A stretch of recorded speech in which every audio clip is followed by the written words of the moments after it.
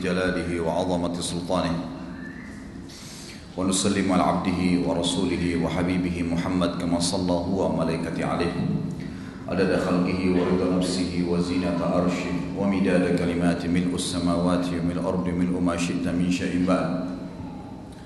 Tidak henti-hentinya kita mengucapkan puji dan puja kehadirat Allah Subhanahu wa taala, satu-satunya zat yang telah menciptakan langit dan apapun yang ada di sana, bumi dan apapun ada di atas dan di dalamnya, baik kelihatan atau tidak kelihatan oleh manusia.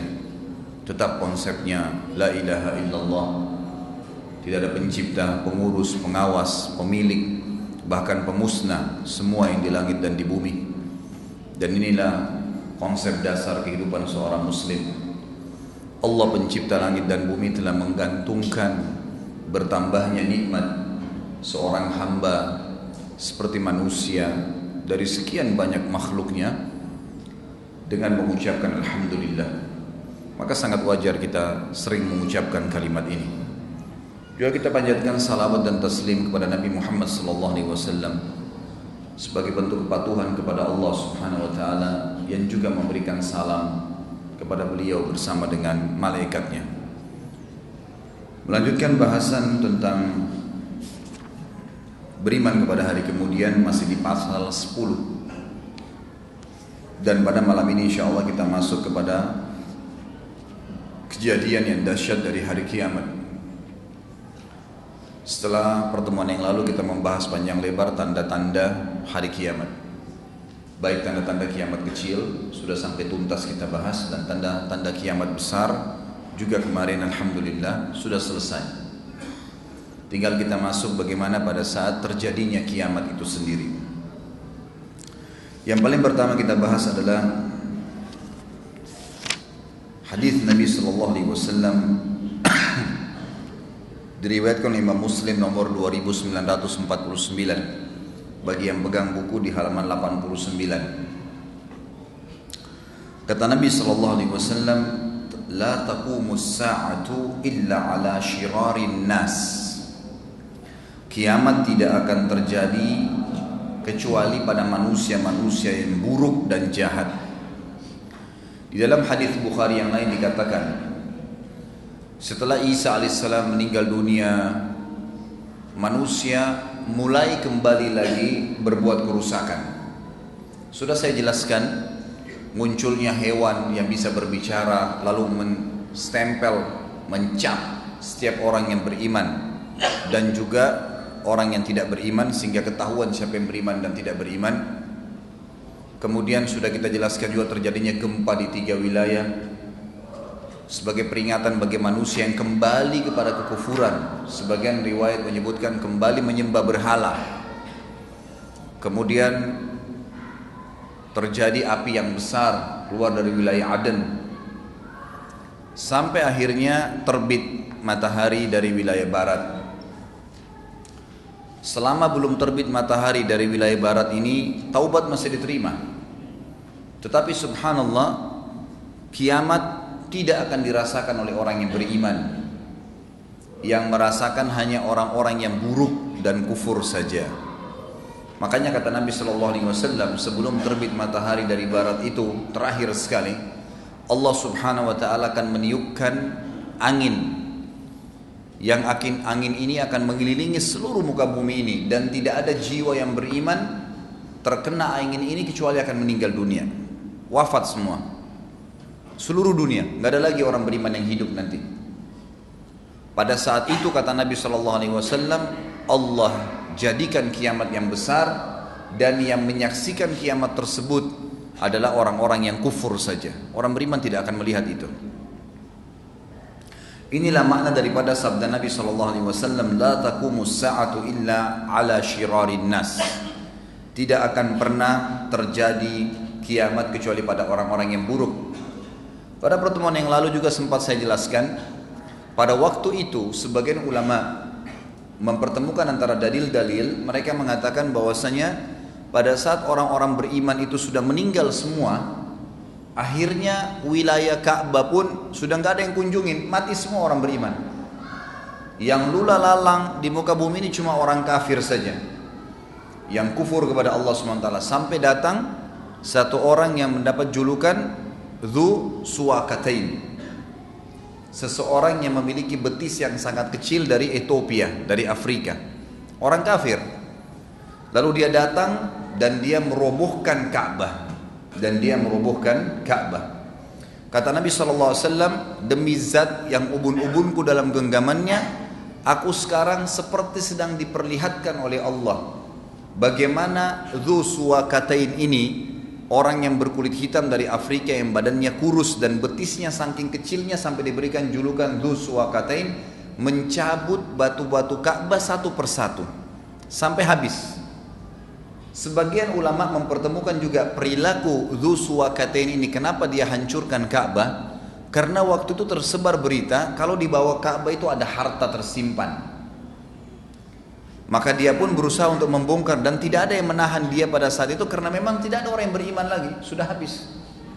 Kalau ada orang beriman tidak mungkin dibiarkan, gitu kan. Ini terakhir sekali, kejadian-kejadian ini terakhir sebelum terbitnya matahari dari barat. Karena kata Nabi SAW, kalau sudah terbit matahari dari barat memang sudah tidak lagi orang beriman, tidak akan diterima taubat seseorang. Memang sudah tidak ada lagi orang bisa bertobat. Orang kafirin juga tidak tahu kalau mau bertobat seperti apa. Seperti itu kejadiannya. Dikatakan dalam ayat Al-Quran, kalau yang pegang buku ini memang di sini dalilnya teracak, kembali ke halaman 83. Disebutkan dalam surah Az-Zumar ayat 68 sampai 70. A'udzu billahi minasyaitonir rajim. Wa nufikha fis suri fasa'iqa man fis samawati wa man fil ardi illa man syaa Allah thumma nufikha fihi ukhra fa idza hum qiyamun yanzurun wa asyraqatil ardu bi nuri rabbiha wa wudiyal kitabu wa ji'a bin nabiyyin wasyuhada'i wa qudiya bainahum bil haqqi wa hum la yudlamun wa ufiyat kullu nafsin ma 'amilat wa huwa a'lamu bima yaf'alun. Dan pada saat itu, pada saat dipertemukan dengan hadis Nabi tadi SAW, tinggal orang-orang kafir saja, ditiupkanlah sangkakala, maka matilah semua yang di langit dan di bumi kecuali siapa yang dikehendaki oleh Allah. Saya sudah beratkan pertemuan yang lalu, yang tidak mati adalah para malaikat-malaikat yang Allah pilih seperti 8 pemikul singgasananya Allah. Jibril, Mikail dan Israfil, peniup sangkakala sendiri tidak mati pada saat itu karena dia punya tugas meniup sangkakala yang kedua. Sementara fungsi sangkakala pertama adalah menghancurkan semua yang Allah inginkan. Nanti sangkakala yang kedua itu pembangkitan, ya, pembangkitan dan ya, pengeluaran seluruh makhluk yang ada di bumi, maksudnya yang sudah dalam kubur. Begitu pula dengan bidadari dan pelayan-pelayan dari bidadara surga, hurun 'ain dan wildanun mukhalladun. Mereka itu juga tidak kena pengaruh dari sangkakala ini. Kemudian ditiuplah sangkakala itu sekali lagi, yang kedua. Maka tiba-tiba mereka berdiri menunggu putusan mereka masing-masing. Dan terang benderanglah bumi padang mahsyar dengan cahaya keadilan Rabb-Nya, dan diberikanlah buku perhitungan perbuatan amal masing-masing, dan didatangkanlah para nabi dan saksi-saksi, dan diberi keputusan di antara mereka dengan adil, sedang mereka tidak dirugikan, dan disempurnakanlah bagi tiap-tiap jiwa balasan apa yang telah dikerjakannya, dan Dia Allah lebih mengetahui apa yang mereka kerjakan. Ayat ini memberikan kepada kita beberapa poin pelajaran. Yang pertama adalah ada 2 tiupan sangkakala. Yang pertama, tiupannya berfungsi untuk menghancurkan semua yang Allah ingin hancurkan, dan semua jiwa yang Allah ingin matikan mati. Di sini ulama mengatakan semua manusia, semua jin, semua hewan, semua tumbuh-tumbuhan hancur. Di langit pun ada kalangan-kalangan malaikat yang kena. Memang Allah musnahkan, tidak ada lagi. Yang hidup hanya yang tertinggal hanya yang Allah inginkan. Kemudian pelajaran yang kedua, tentu sangkakala pertama ini. Sangkakala yang kedua ada pembangkitan. Di dalam hadis Bukhari kata Nabi SAW, antara 2 tiupan,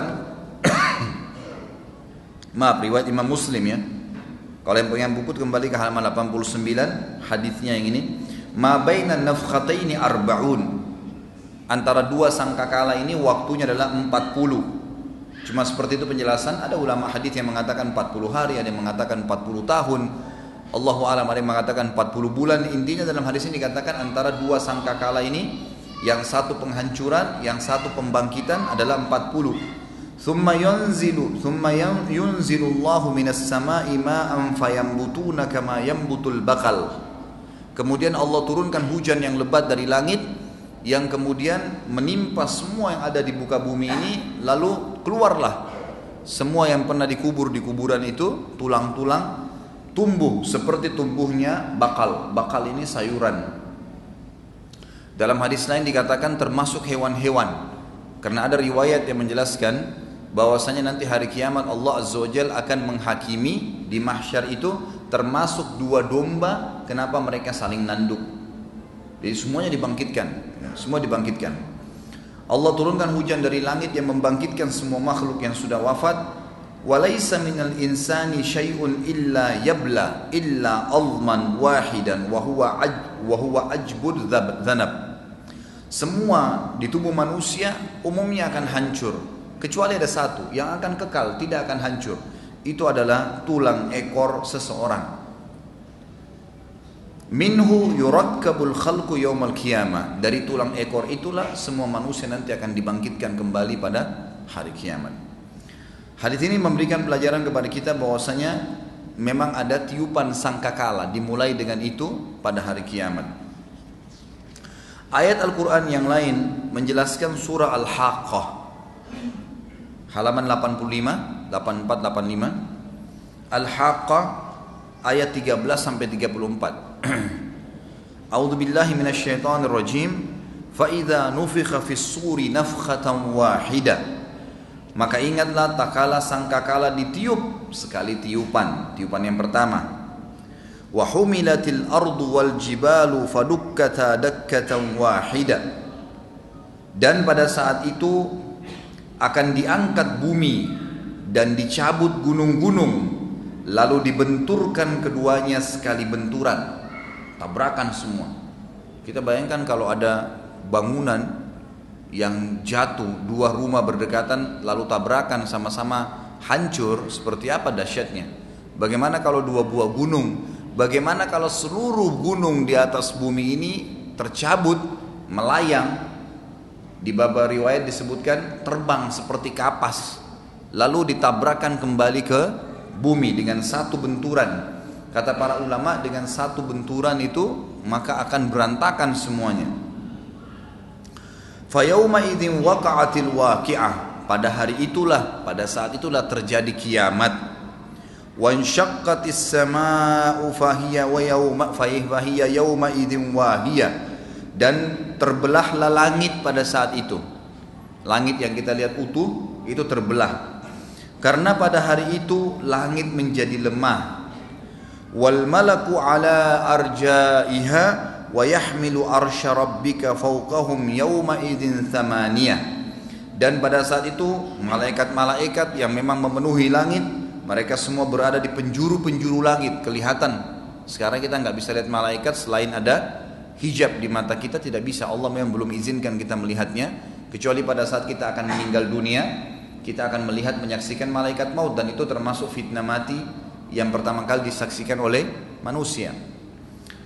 Pada saat itu terbuka langit dan semua malaikat terlihat di langit.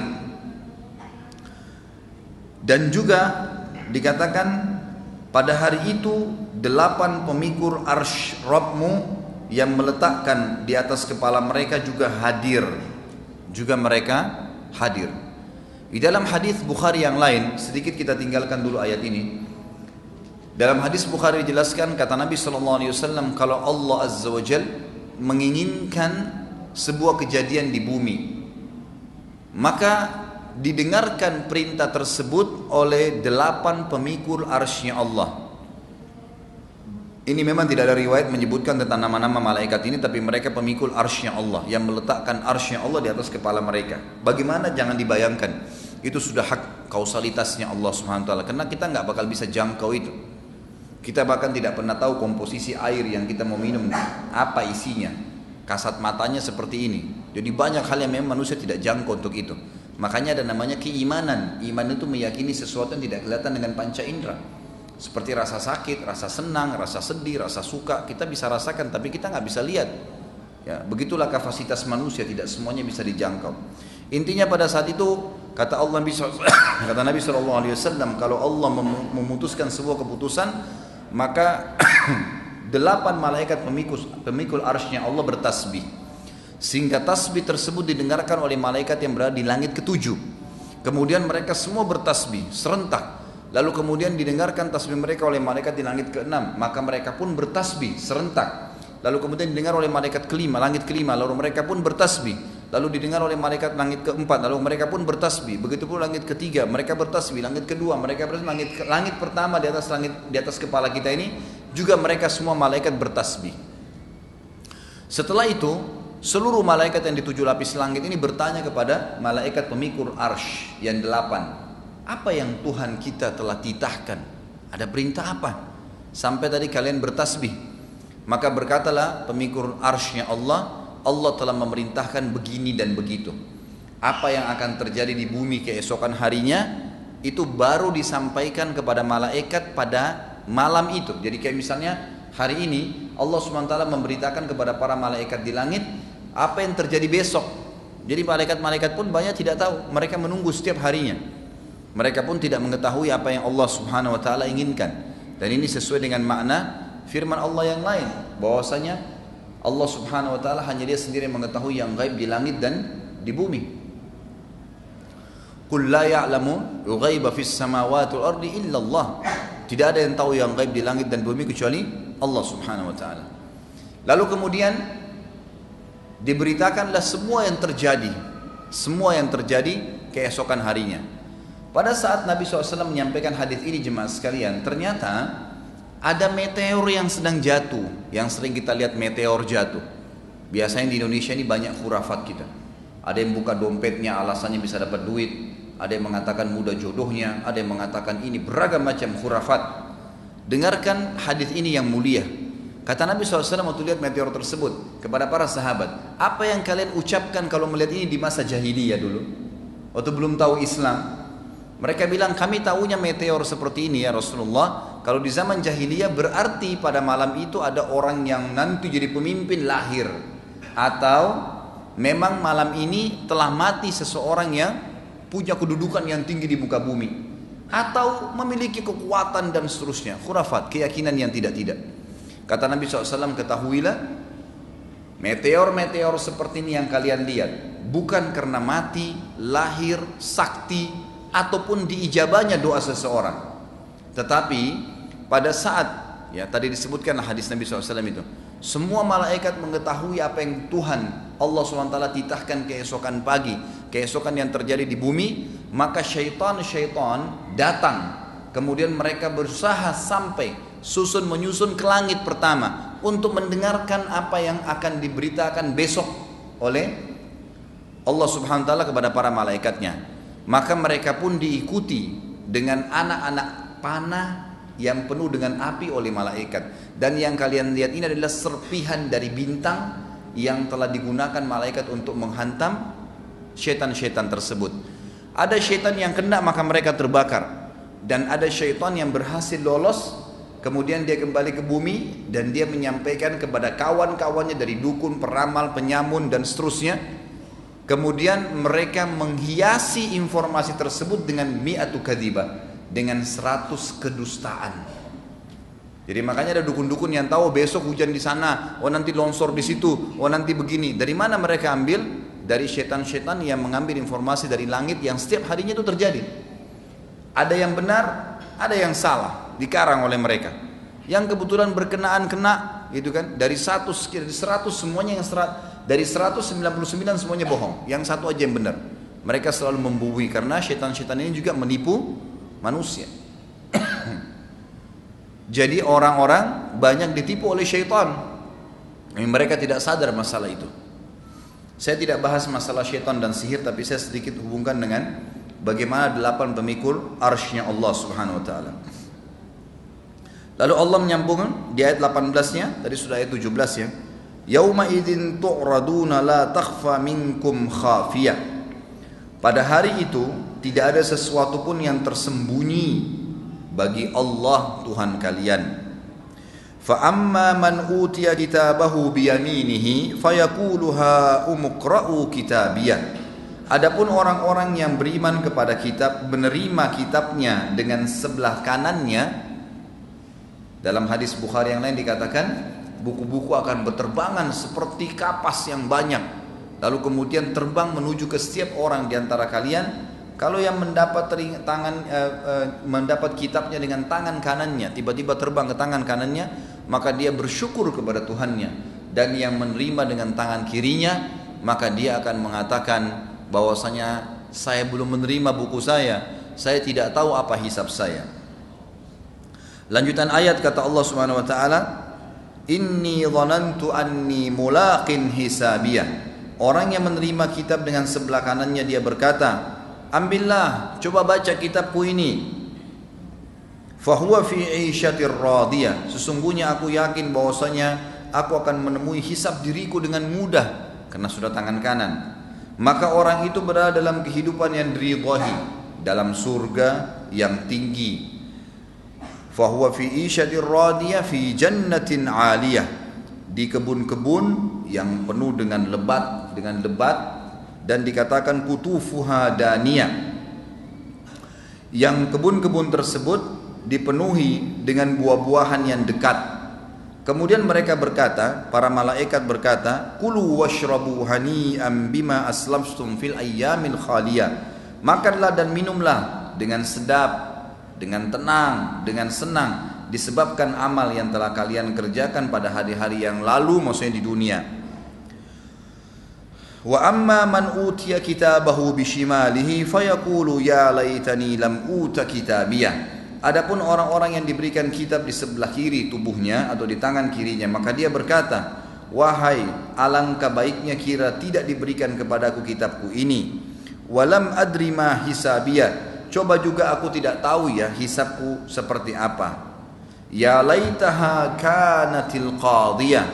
Coba seandainya kematian yang telah saya lalui di dunia itu sudah menjadi penyelesaian segala sesuatunya. Artinya coba waktu mati ya sudah mati aja, gak usah ada pembangkitan lagi. Dia berharap seperti itu. Ma agna anni maliyah. Sungguh hartaku sekali-kali tidak bermanfaat untukku. Bapak ibu sekalian, rekening kita yang penuh dengan nol yang banyak, mobil kita yang mewah bertumpuk, apartemen kita yang banyak, perhiasan yang banyak ditimpun, semuanya kalau anda tidak persiapkan untuk kebutuhan akhirat, tidak disedekahkan, tidak dibagi kepada orang lain, maka pastikan kalimat ini bisa terucapkan dari seseorang di antara kita pada hari kiamat. Naudzubillah. Ma agna anni maliyah. Nggak ada manfaat hartaku. Ngapain dulu saya nggak sedekahin? Ngapain saya simpan di rekening? Ngapain masjid lagi dibangun saya tidak nyumbang? Saya tidak terbitkan, tidak cetak Quran, tidak ikut ini dan tidak ikut itu. Halaka anni sultaniyah. Telah hilang semua kekuasaan dariku. Ini Allah sudah bongkar. Pada hari kiamat seperti itu pembangkitan orang-orang yang menerima kitabnya dengan tangan kiri. Ini terjadi pada dua golongan. Orang muslim yang banyak dosanya tidak sempat taubat, harus masuk neraka dulu. Dan juga orang kafir dan munafik yang pasti sudah kekal dalam api neraka.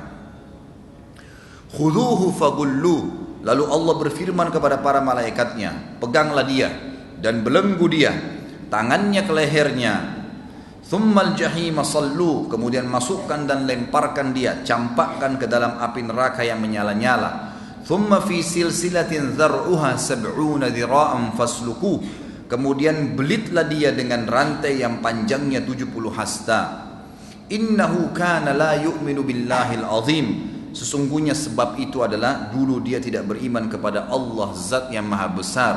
Wala yahuddu ala ta'amil miskin. Dan juga tidak pernah mendorong atau memberikan makan orang-orang miskin. Jadi ini jelas bahwasanya kita akan dibangkitkan dengan dua tiupan sangkakala tadi, dan diceritakan secara umum dalam ayat tadi bagaimana pembangkitan di mahsyar. Tentu ayat, hadis, dalil-dalil demi dalil saya akan jelaskan ya. Ini masih ada dua surah yang kita baca secara umum global bagaimana terjadi peniupan sangkakala dan pembangkitan itu sendiri. Kemudian disebutkan dalam surah Maryam ayat 68 dan 72 di halaman 85 dan 86, paling bawah sekali ya kalau yang pegang bukunya. A'udzu billahi minasyaitonir rajim. Fa warabbika lanahsyurannahum wasyayatin thumma lanuhdirannahum haula jahannam jithiya. Demi Rabbmu hai Muhammad, sesungguhnya akan kami bangkitkan mereka bersama syaitan, kemudian akan kami datangkan mereka di sekeliling jahannam dalam keadaan berlutut. Maksudnya orang-orang kafir, orang yang bermaksiat pasti akan datang bersama syaitan yang dia ikuti, semuanya berlutut. Saya pernah jelaskan dan Bapak Ibu pegangi konsep itu ya. Sekarang mumpung Anda masih bisa bernafas, masih hidup, di muka bumi ini cuma ada dua jalan, nggak ada jalan yang ketiga, tidak bisa disatukan dan harus clear, jelas keputusannya. Dari sekarang ambil keputusan. Jalannya Allah, pencipta langit dan bumi, dan la ilaha illallah. Nggak ada Tuhan yang berhak disembah kecuali Allah. Juru bicaranya siapa? Para nabi-nabi. Nabi-nabi mewariskan ilmunya kepada siapa? Para ulama. Ulama menyebar ilmunya daripada dai-dai. Hadirnya Anda di majelis ilmu seperti ini, saya atau bukan saya yang mengisi pengajian sama saja. Ini sekarang akan menuntun Anda ke jalannya siapa? Allah Azza wa Jalla. Anda akan tahu mana halal, mana haram, mana boleh, mana enggak boleh, mana yang diperintahkan wajib, mana yang sunnah, mana yang haram, mana yang makruh. Kemudian kita lakukan, jadikan itu sebagai prinsip hidup. Meninggal masuk surga. Surga yang dijanjikan demi Allah bukan dongeng, tapi sebuah janji yang pasti. Bidadari lah, bidadara lah, pohon-pohonnya, makanannya, istananya, dan luar biasa. Nanti akan ada bahasan. Kita masih membahas tentang hari mahsyar. Nanti akan kita bahas sampai ke surga dan neraka. Dan insya Allah akan saya bacakan panjang lebar tentang surga dari aromahnya sampai ke tanahnya, kebangunannya, begitu juga dengan neraka dengan izin Allah. Intinya adalah itu jalan satu. Jalan yang kedua, jalan iblis yang biasa diistilahkan dengan syaitan, dan sudah pernah saya jelaskan. Jin punya tiga golongan sebagaimana manusia tiga golongan. Ada yang beriman, jin beriman sama jin muslim, apa manusia muslim, mukmin tidak akan mengganggu satu sama yang lain, tidak akan interaksi, tidak ketemu, tidak boleh makan, tidak boleh menikah, tidak boleh ngobrol, tidak boleh bertetangga, tidak ada urusan sama jin. Mereka beribadah sendiri. Dan dari 124.000 nabi, semuanya Allah utus dari manusia, nggak ada jin, karena jin itu dibawa golongan manusia, dibawa kepemimpinan manusia. Jadi mereka hanya ikut saja dengan manusia. Makanya salah kalau ada manusia yang minta tolong sama jin, itu ngawur, kebodohan bagi mereka. Karena manusia lebih di atas daripada jin. Tidak ada satupun dari manusia yang turun di sebuah tempat kecuali semua syaitan akan takut dengan dia. Semua syaitan. Syaitan itu akan berubah rasa takutnya, akan berani dengan manusia kalau manusianya yang takut. Dari golongan jin ada mukmin dan ada golongan yang fasik, muslim tapi banyak dosanya, dan juga ada jin yang kafir. Jin yang fasik dan kafir disatukan namanya syaitan. Semua syaitan pasti jin, tidak semua jin itu syaitan, karena di dalam golongan jin ada yang beriman. Pemimpin syaitan adalah iblis. Iblis ini punya ikrar. Pada saat dia berikrar kepada Allah, ya Allah panjangkan umur saya karena saya ingin menyesatkan nih manusia. Kenapa iblis mengatakan begitu? Dia benci pada Adam, padahal Adam gak pernah interaksi sama iblis. Iblis sudah ada sebelum Adam, jauh. Bahkan sebagian ulama ada yang menukil athar yang mengatakan iblis itu umurnya sudah ribuan tahun pada saat itu. Sudah tua, gitu kan? Hidup di muka bumi, tapi dia mau menjadi pemimpin para jin yang sudah hidup di muka bumi sebelum manusia.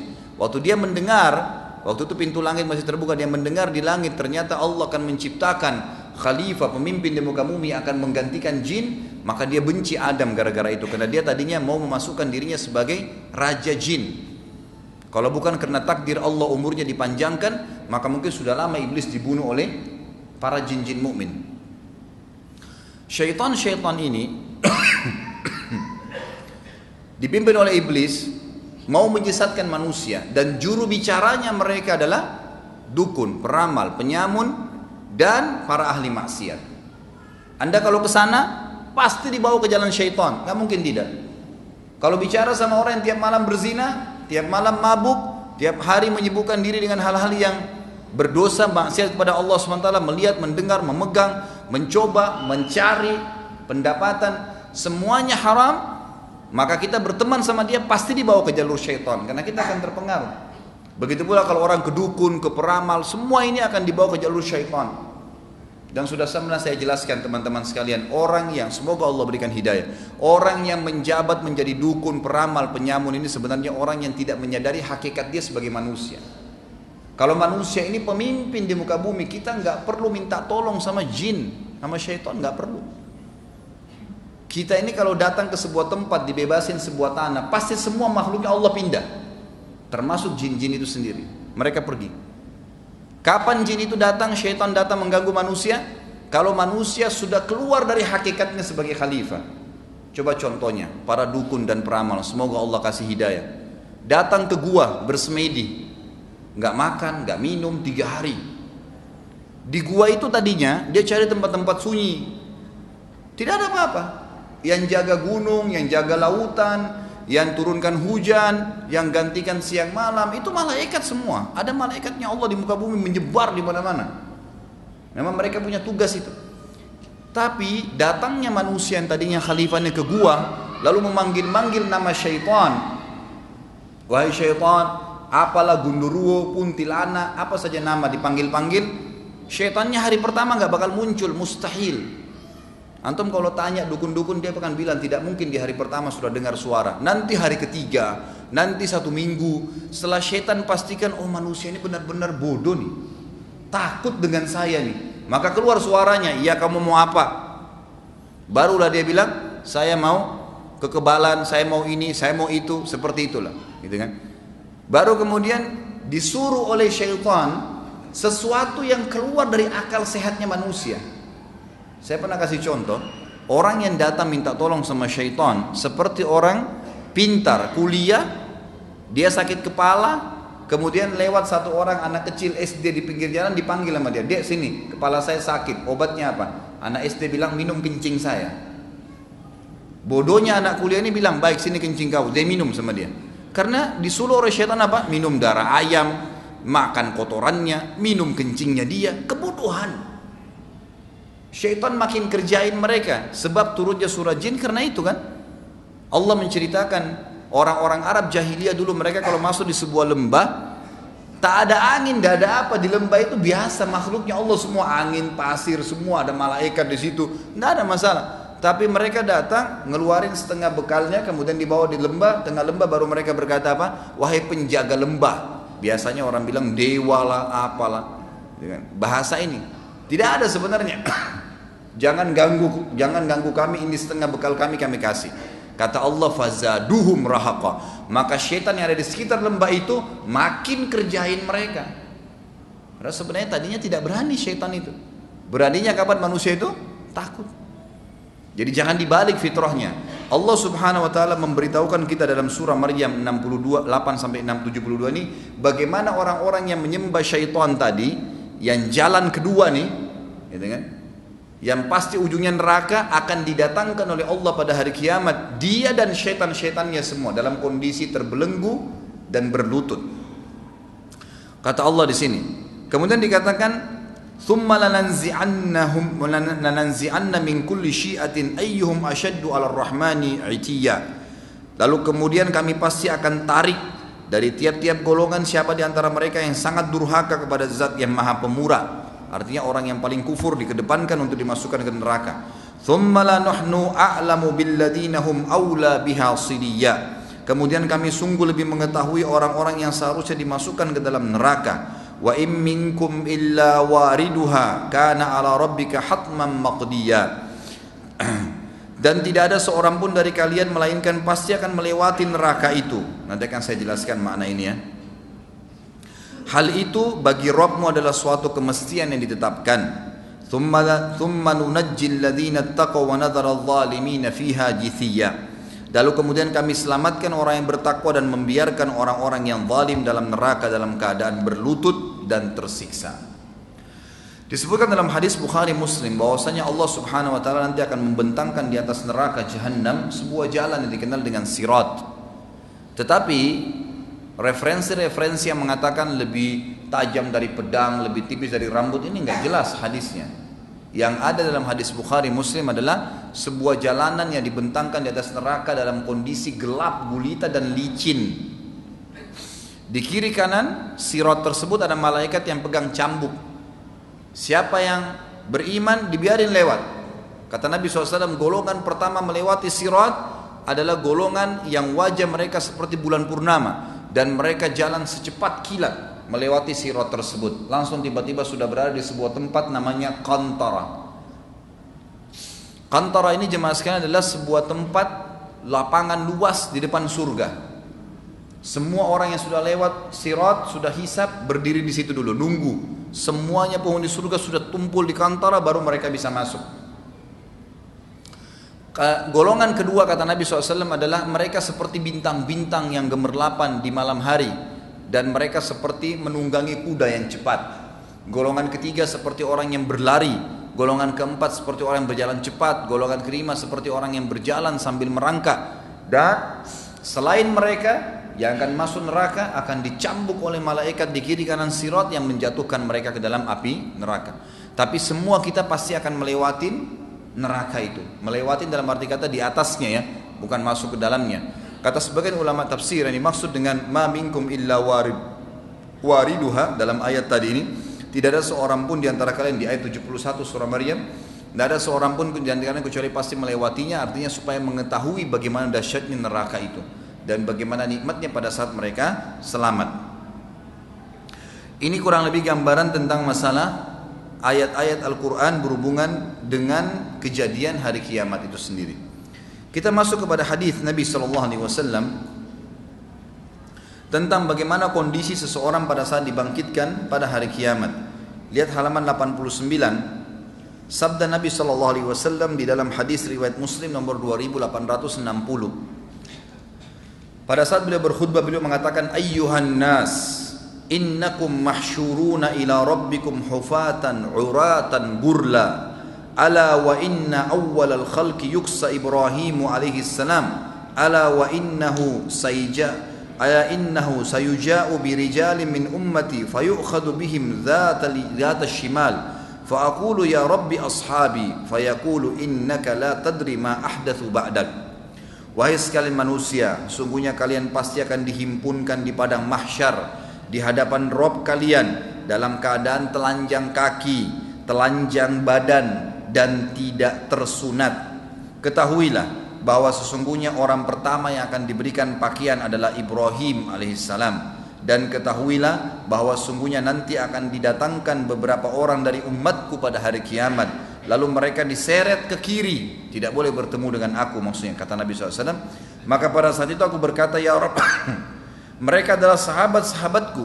Lalu Allah Subhanahu wa taala menjawab melalui lisan para malaikat, sesungguhnya kamu tidak tahu apa yang mereka lakukan sepeninggalmu. Kata para ulama hadis yang dimaksud adalah adanya beberapa sahabat yang sempat syahadat pada saat Nabi SAW ya diutus, kemudian pada saat Nabi SAW meninggal maka mereka murtad.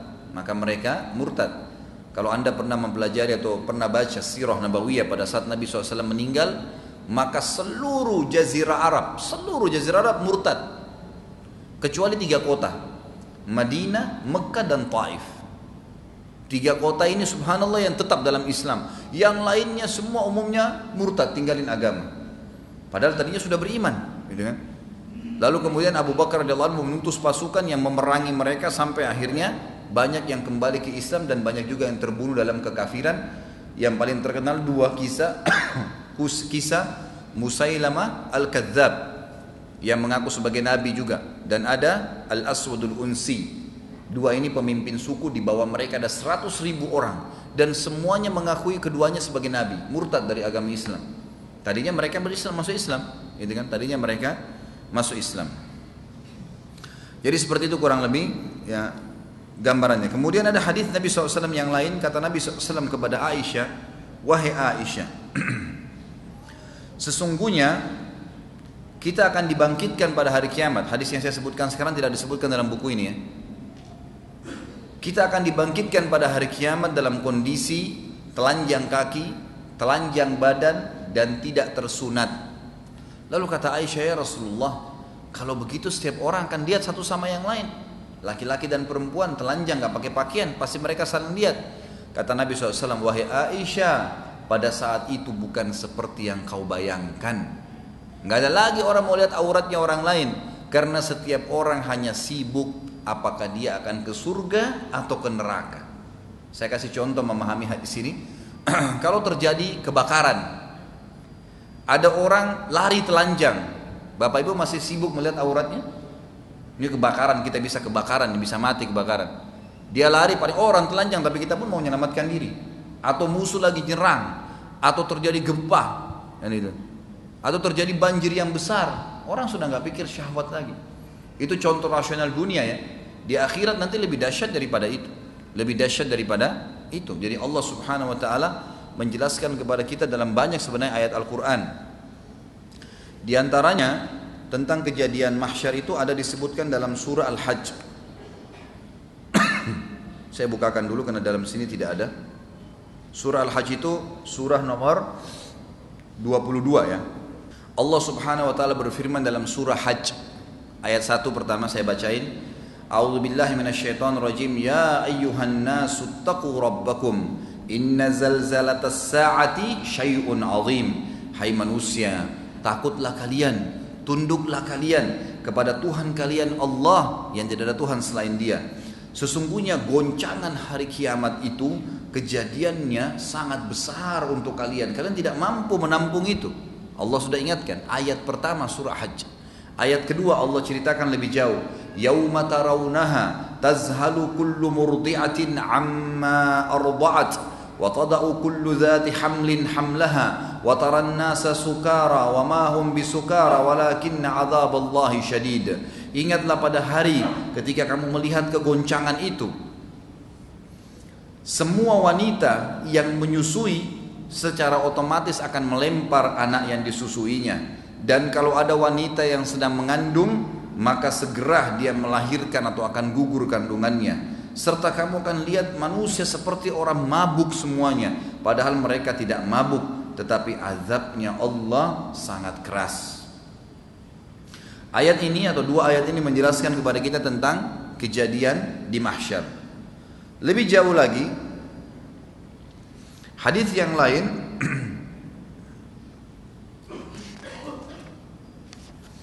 adalah hadis yang diriwayatkan oleh Ibnu Majah nomor 4308 halaman 91 ya, yang pegang buku. Dalil yang kedua, ana sayyidu waladi Adam wala fakhr. Kata Nabi SAW, akulah pemimpin anak Adam pada hari kiamat dan tidak ada kesombongan dalam itu.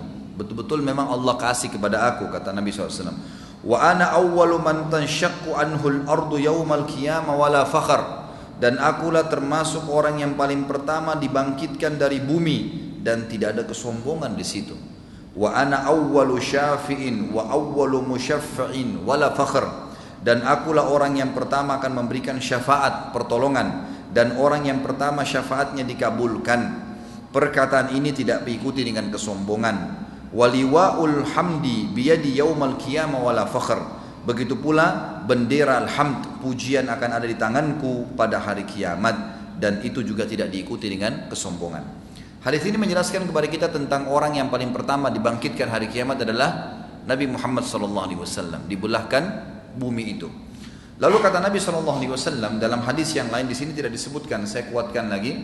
Hadis sahih riwayat ahli sunan. Nanti di mahsyar setiap orang akan dibangkitkan dalam keadaan ya, mereka tenggelam dengan keringatnya sesuai dengan kadar dosanya. Ada yang tenggelam sampai di mata kakinya, ada yang tenggelam sampai di lututnya, ada yang tenggelam sampai di perutnya, ada yang tenggelam sampai di dadanya, ada yang tenggelam dengan keringatnya sendiri sampai dibangkitkan, sampai Allah Tabaraka wa Ta'ala datang menghakimi mereka. Ini sebuah hadis menjelaskan tentang kondisi mahsyar. Pada saat itu dalam hadis Bukhari juga dijelaskan matahari akan mendekati kalian hanya sejarak sekian mil. Nggak disebutkan 1 atau 2 mil, tapi sekian mil. Kita tahu sekarang jaraknya dengan bumi sekian juta tahun, jauh sekali. Tapi di sini jaraknya cuma sekian mil, jadi sangat panas. maka manusia semuanya berkeringat pada saat itu. Ini hadis yang menjelaskan tentang keadaan mahsyar. Lalu hadis yang lain riwayat Bukhari Muslim menjelaskan ada 7 golongan yang selamat, tidak kena panas pada saat itu. Dan ini adalah orang-orang yang beriman saja. Yang pertama, kata Nabi SAW, ada 7 orang yang akan dinaungi oleh Allah, tidak ada naungan kecuali naungannya. Selamat dari panas pada saat itu adalah imam yang adil, pemimpin yang adil. Yang kedua adalah anak muda yang tumbuh dalam ketaatan Allah subhanahu wa ta'ala, beribadah kepada Allah.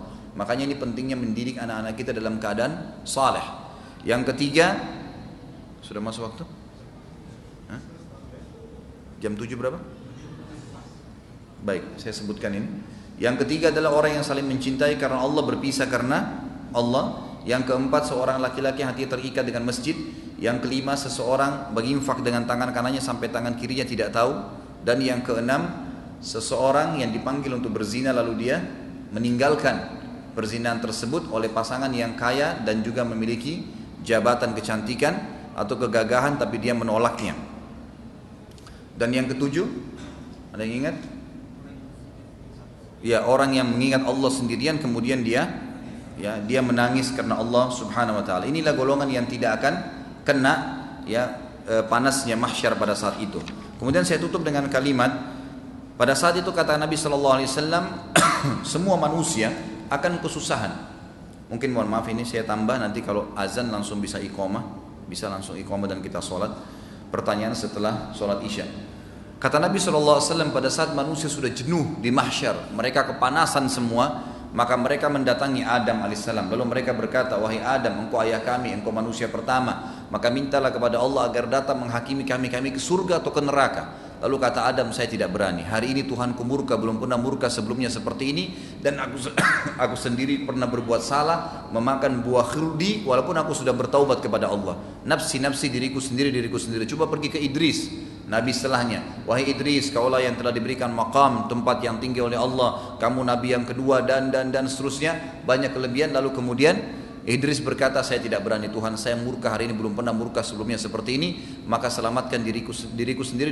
Pergilah, coba pergi ke Nabi Nuh terus mengatakan hal yang sama. Kemudian pergi ke Nabi Hud, Saleh, Syuaib, semua Nabi semuanya nolak. Kata Nabi SAW, tentu ada dialog panjang di sini, tapi yang jelas mereka semua nolak. Terakhir Isa alaihissalam, Isa berkata, saya tidak berani, pergilah coba kepada Muhammad.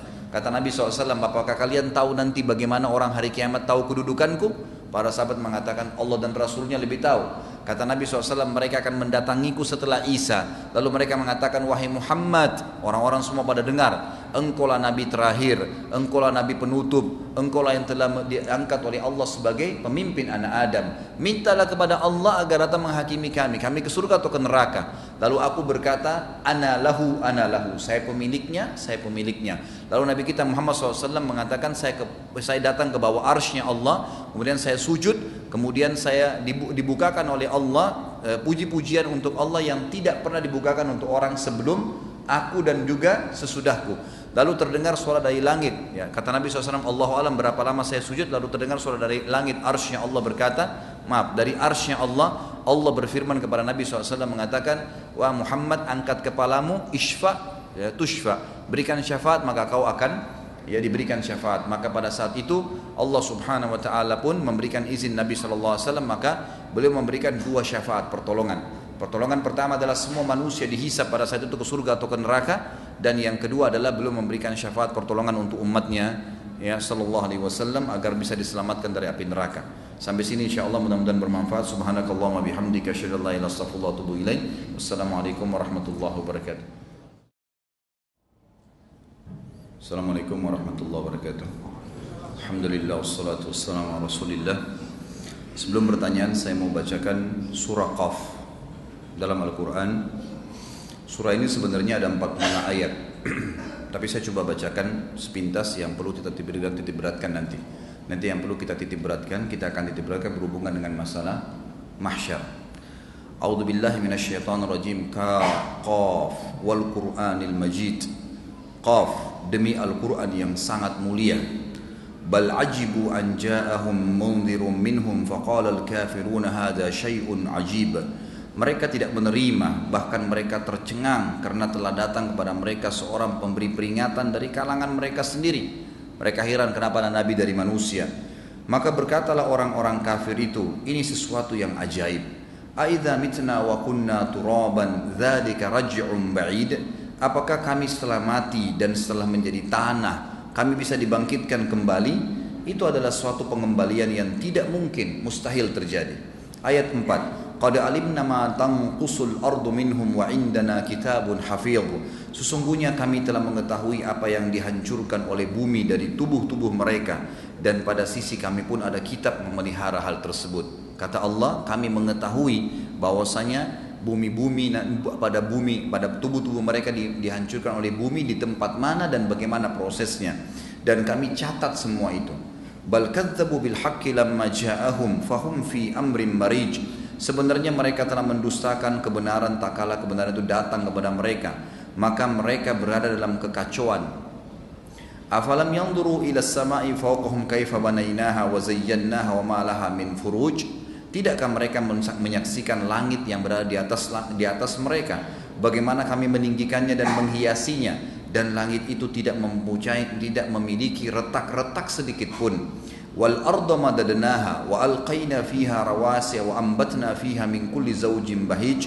Dan kami hamparkan bumi dan kami letakkan padanya gunung-gunung yang kokoh, dan kami tumbuhkan padanya segala macam tanaman yang indah dipandang oleh mata. Tabsiratan wa dzikra likulli abdin munid. Itu menjadi pelajaran dan peringatan bagi hamba-hamba yang mau mengingat Allah dan mengenalnya.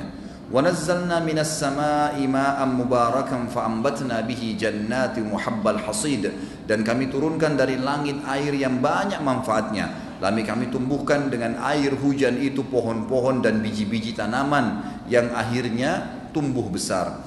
Wan nakhla basiqatin laha tal'un nadid. Dan pohon kurma yang tinggi-tinggi yang mempunyai mayang yang bersusun-susun. Rizqan lil ibad wa ahyayna bihi baldatan maitan kadzalikal khuruj. Dan itu semua kami siapkan untuk rezeki bagi hamba-hamba kami, dan kami hidupkan dengan air hujan itu tanah yang sedang kering, dan seperti itulah nanti mereka akan dibangkitkan pada hari kiamat. Kadzabat qablahum qaumun nuhim wa ashabur rassi wa thamud.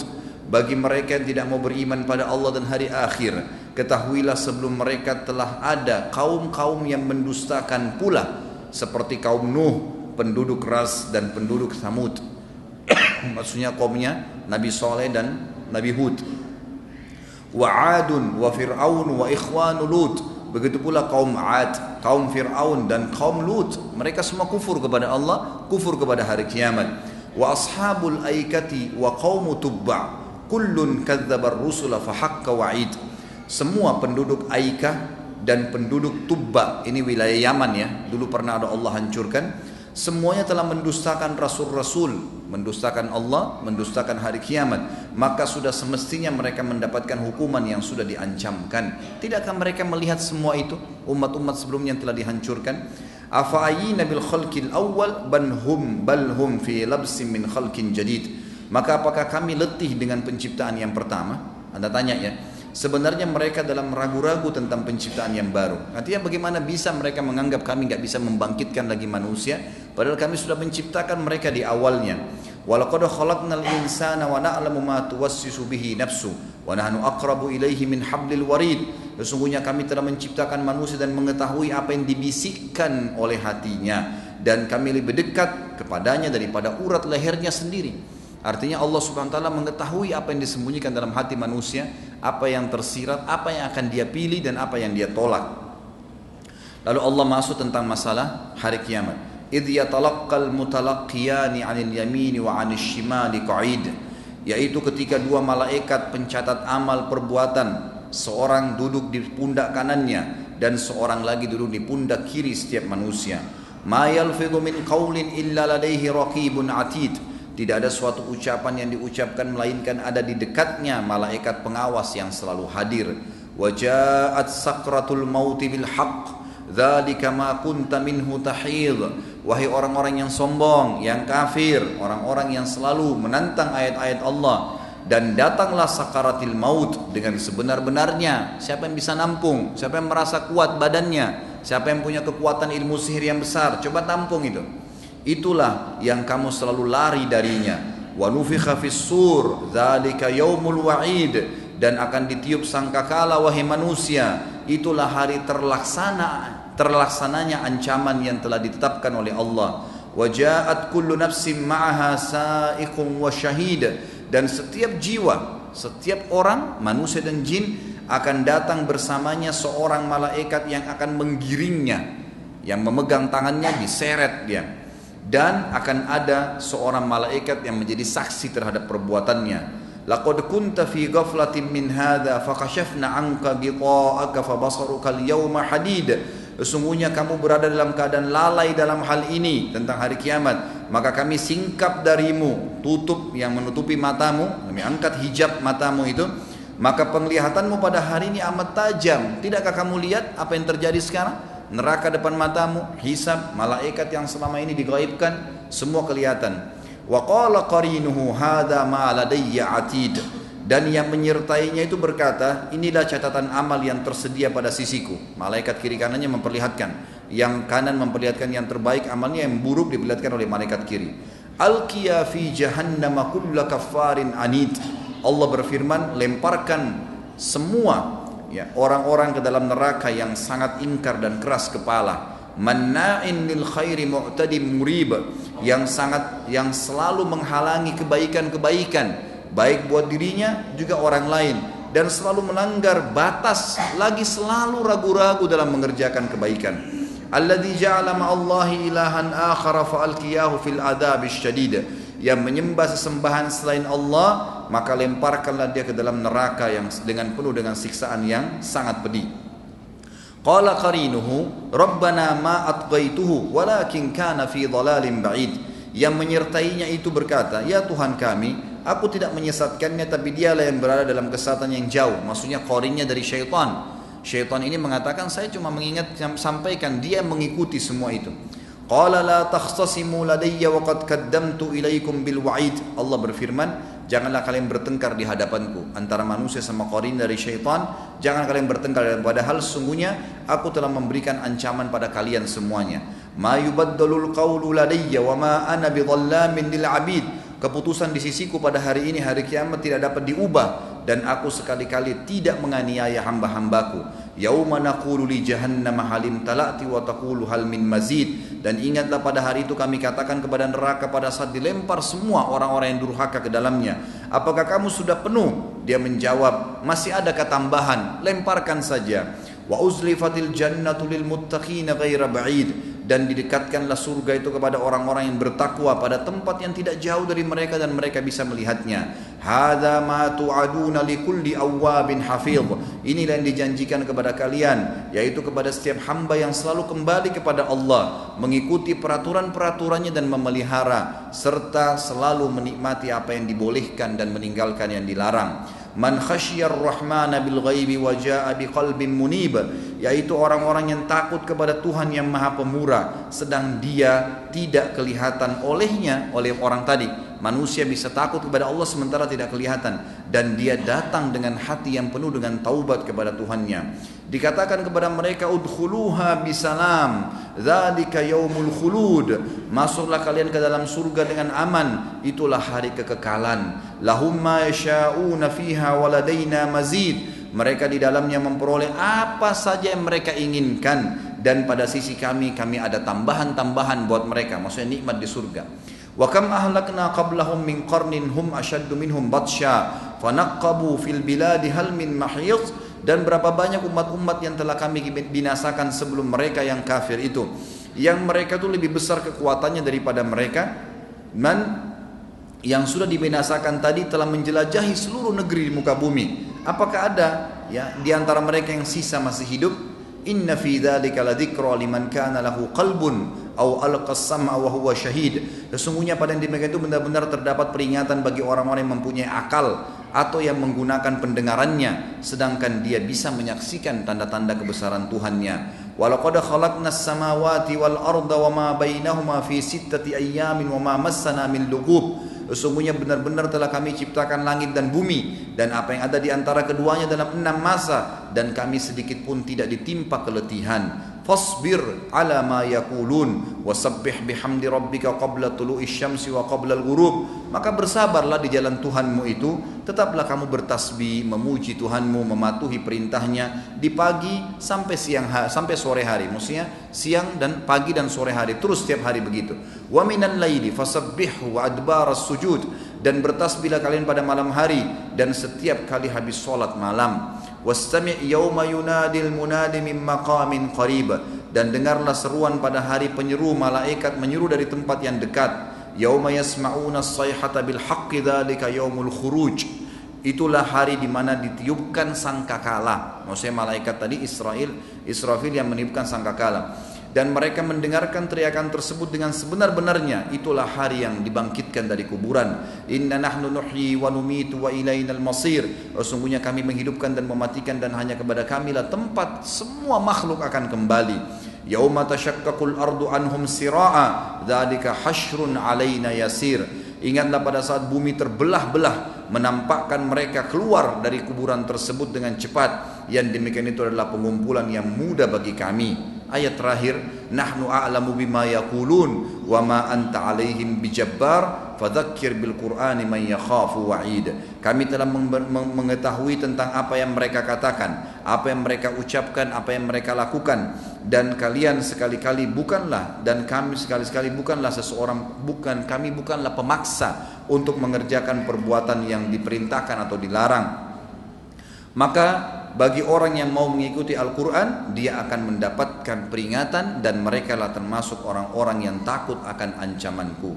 4-5 ayat surah Qaf ini memberikan gambaran juga seperti apa yang kita bahas tadi. Tentu masih banyak ayat-ayat yang lain.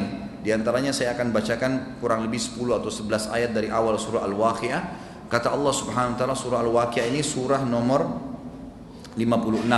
A'udzu billahi minasyaitonir rajim. Idza waqa'atil waqi'ah, ingatlah pada saat terjadinya hari kiamat itu. Laisa liwaqatiha kadhibah, tidak seorang pun dapat mendustakan kejadiannya, pasti akan terjadi. Khafidatur rafi'ah, kejadian itu akan merendahkan golongan yang kafir dan meninggikan golongan yang beriman. Idza rujjatil ardu rajja, apabila bumi digoncangkan sedahsyat-dahsyatnya. Wa bussatil jibalu bassa, dan gunung-gunung dihancur-luluhkan seluruh-luluhnya. Fakanat haba'am mumbatha, dan jadilah ia seperti debu yang berterbangan. Wa kuntum azwajan thalatha, dan kalian pada saat itu terbagi menjadi 3 golongan. Sebagian ulama tafsir mengatakan beriman, kafir, dan orang-orang munafik. Fa ashabul maimanati ma ashabul maimanah, akan ada golongan kanan nanti orang-orang yang beriman, alangkah mulianya golongan kanan itu. Wa ashabul masy'amati ma ashabul masy'amah, dan golongan kiri kafir dan munafik, alangkah sengsaranya golongan kiri itu. Was-sabiqun as-sabiqun, orang-orang yang beriman terlebih dahulu. Ulaikal muqarrabun, maksudnya begitu datang berita kepada mereka, mereka langsung beriman. Mereka itulah yang akan didekatkan kepada Allah. Fi jannatin na'im, berada dalam surga yang penuh dengan kenikmatan. Thullatum minal awwalin, segolongan besar dari orang-orang yang beriman terdahulu. Wa qalilun minal akhirin, dan segolongan kecil dari orang-orang yang datang kemudian. Ala surim maudunah, mereka berada di atas dipan-dipan yang bertahta emas dan permata di surga. Muttaqiina 'alaiha mutaqabilin, seraya bertelekan di atasnya berhadap-hadapan. Yatufu 'alaihim wildanum mukhalladun, mereka dikelilingi oleh anak-anak muda yang tetap muda. Bi akwabin wa abariqa wa ka'sim min ma'in, maksudnya pelayan-pelayan laki-laki yang muda melayani mereka dengan nampan, ya, dengan membawa gelas, cerek, dan minuman yang diambil dari air yang mengalir. La yusaddauna anha wa la yunzifun, mereka tidak akan pening, sakit kepala karena minum, dan tidak pula mabuk dengan meminum tadi minuman yang dihidangkan oleh para pelayan surga. Wa fakihatin mimma yatakhayyarun, dan buah-buahan yang dari apa yang mereka pilih. Walahmi tayrin mimma yashtahun, dan daging burung dari apa yang mereka inginkan. Kata sebagian ulama tafsir, diambil daripada hadis Nabi, nanti seseorang diantarakan akan melihat burung berterbangan di atas istananya, dan dia kagum dengan bentuk burung dan warnanya. Lalu kemudian dia berkata, bagaimanakah rasanya daging hewan burung ini? Maka tiba-tiba terhidangkan di depan matanya seperti yang dia harapkan. Apakah itu dibakar, digoreng, intinya datang terhidangkan tiba-tiba dan dia bisa memakannya. Ini yang dimaksud dengan tafsir ayat 21 surah Al-Waqi'ah. Wahurun 'ain, dan para bidadari yang bermata jeli, ka'amsalil lu'lu'il maknun, laksana mutiara yang tersimpan baik, jazaan bima kanu ya'malun, sebagai balasan apa yang mereka kerjakan. La yasma'una fiha lagwan wala ta'thima, mereka tidak mendengar di dalamnya perkataan sia-sia dan tidak pula perkataan yang menimbulkan dosa illa qilan salaman salama, akan tetapi mereka mendengarkan ucapan salam. Mohon maaf tadi saya bilang 11 ayat, ini bukan 11 tapi lebih ya. Wa ashabul yamini ma ashabul yamin, dan golongan kanan yang akan masuk surga adalah bahagia, alangkah bahagianya golongan kanan itu. Fi sidrim makhdud, kebetulan tadi saya baca surah ini di sholat kita, berada di antara pohon-pohon bidara yang tidak berduri. Jadi pohon bidara itu punya buah seperti buah apel yang biasa daunnya dipakai untuk ngobatin sihir ya, dan memandikan jenazah. Itu nanti akan ada pohon sidr, pohon itu bidara di surga, dan nanti tidak berduri lagi dan akan dimakan buahnya. Wa talhim mamdud, dan pohon pisang yang bersusun-susun buahnya. Wa dhillim mamdud, dan naungan yang terbentang luas. Dalam hadis Bukhari dikatakan di surga itu ada bentangan yang jaraknya kalau orang menunggangi kuda kecepatan 100 tahun tidak akan bisa melewati pohon tersebut. Wa ma'im maskub, dan air yang terus tercurah. Di dalam hadis yang lain dikatakan, dalam hadis Bukhari, nanti akan kita bahas di surga itu insyaallah, tentang masalah adanya di surga 4 lautan. Lautan susu, lautan madu, lautan khamr, ya arak tapi tidak memabukkan, tidak ada alkoholnya lagi, dan lautan dari madu. Dan dari lautan inilah akan terpecah sungai-sungai kecil yang mengalir di setiap istana penghuni surga.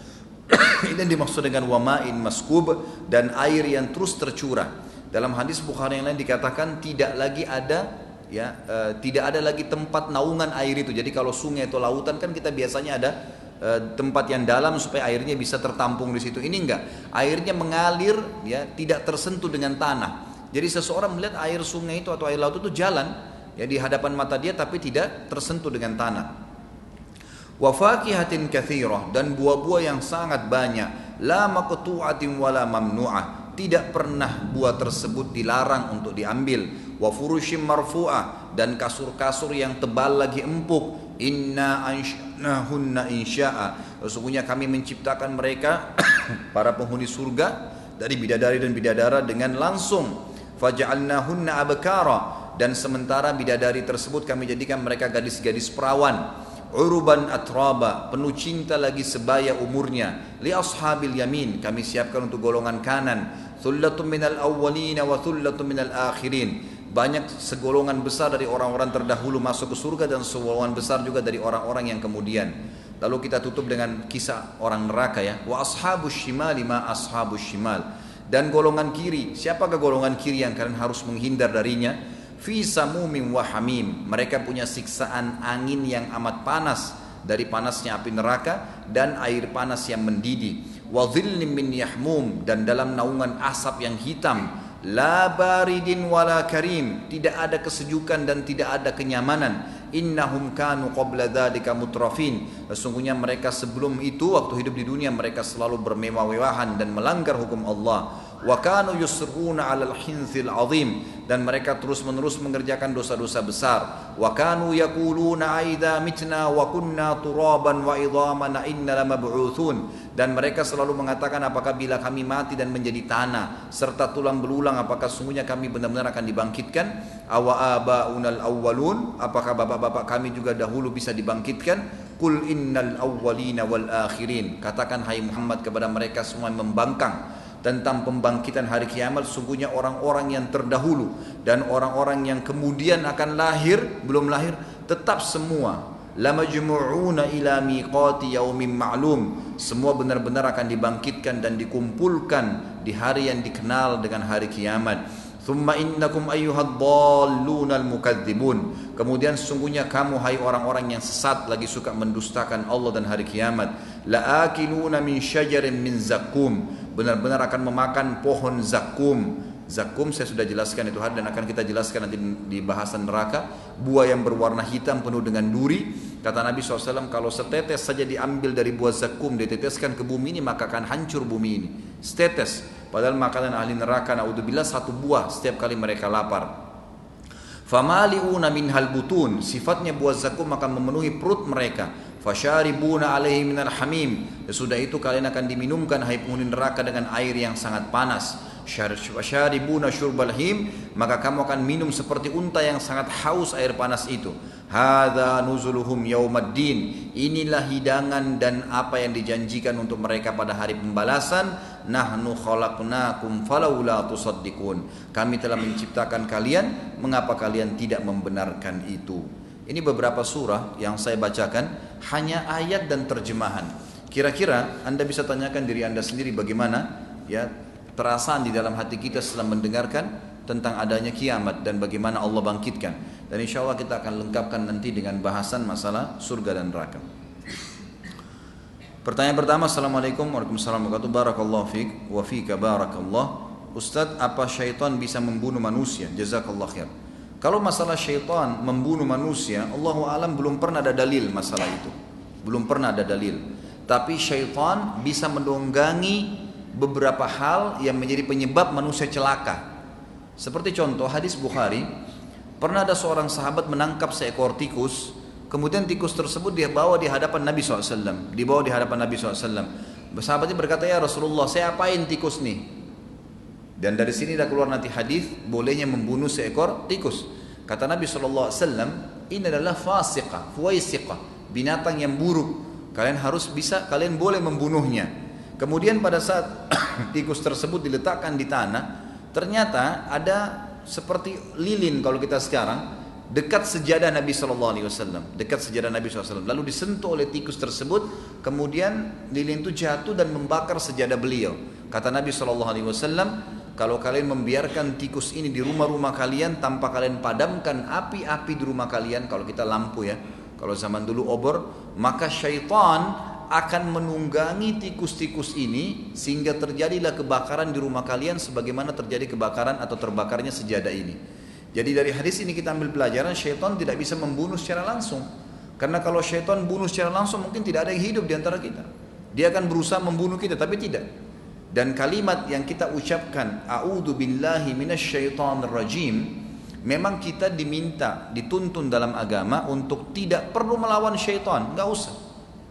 Itu bukan saingan kita, enggak usah dilawan. Saingan kita manusia yang kafir itu. Tapi kalau syaitan itu enggak ada tingkatannya di mata manusia, enggak ada sama sekali.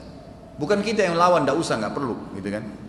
Jadi kata Nabi SAW, jangan kalian mencaci maki syaitan, enggak usah.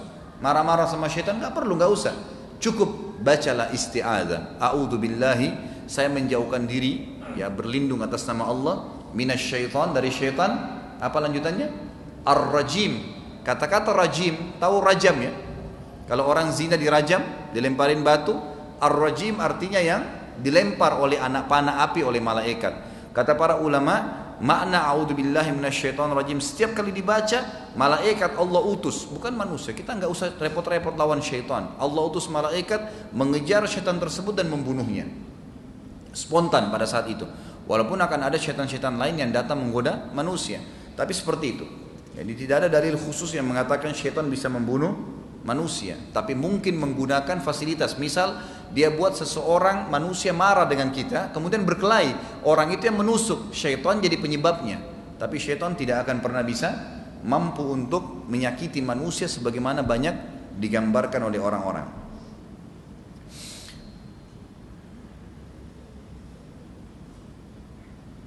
Baik, saya berharap pertanyaan sesuai dengan bahasannya. Jadi jangan lagi ditanya masalah kerja di bank konvensional, masalah asuransi, ini tidak nyambung gitu kan. Jadi kita bicara masalah tanda-tanda hari kiamat, bagaimana dibangkitkan pada hari kiamat di mahsyar. Jadi saya harap seperti itu. Ustaz, apakah saya termasuk golongan orang munafik bila saya masih merokok meski saya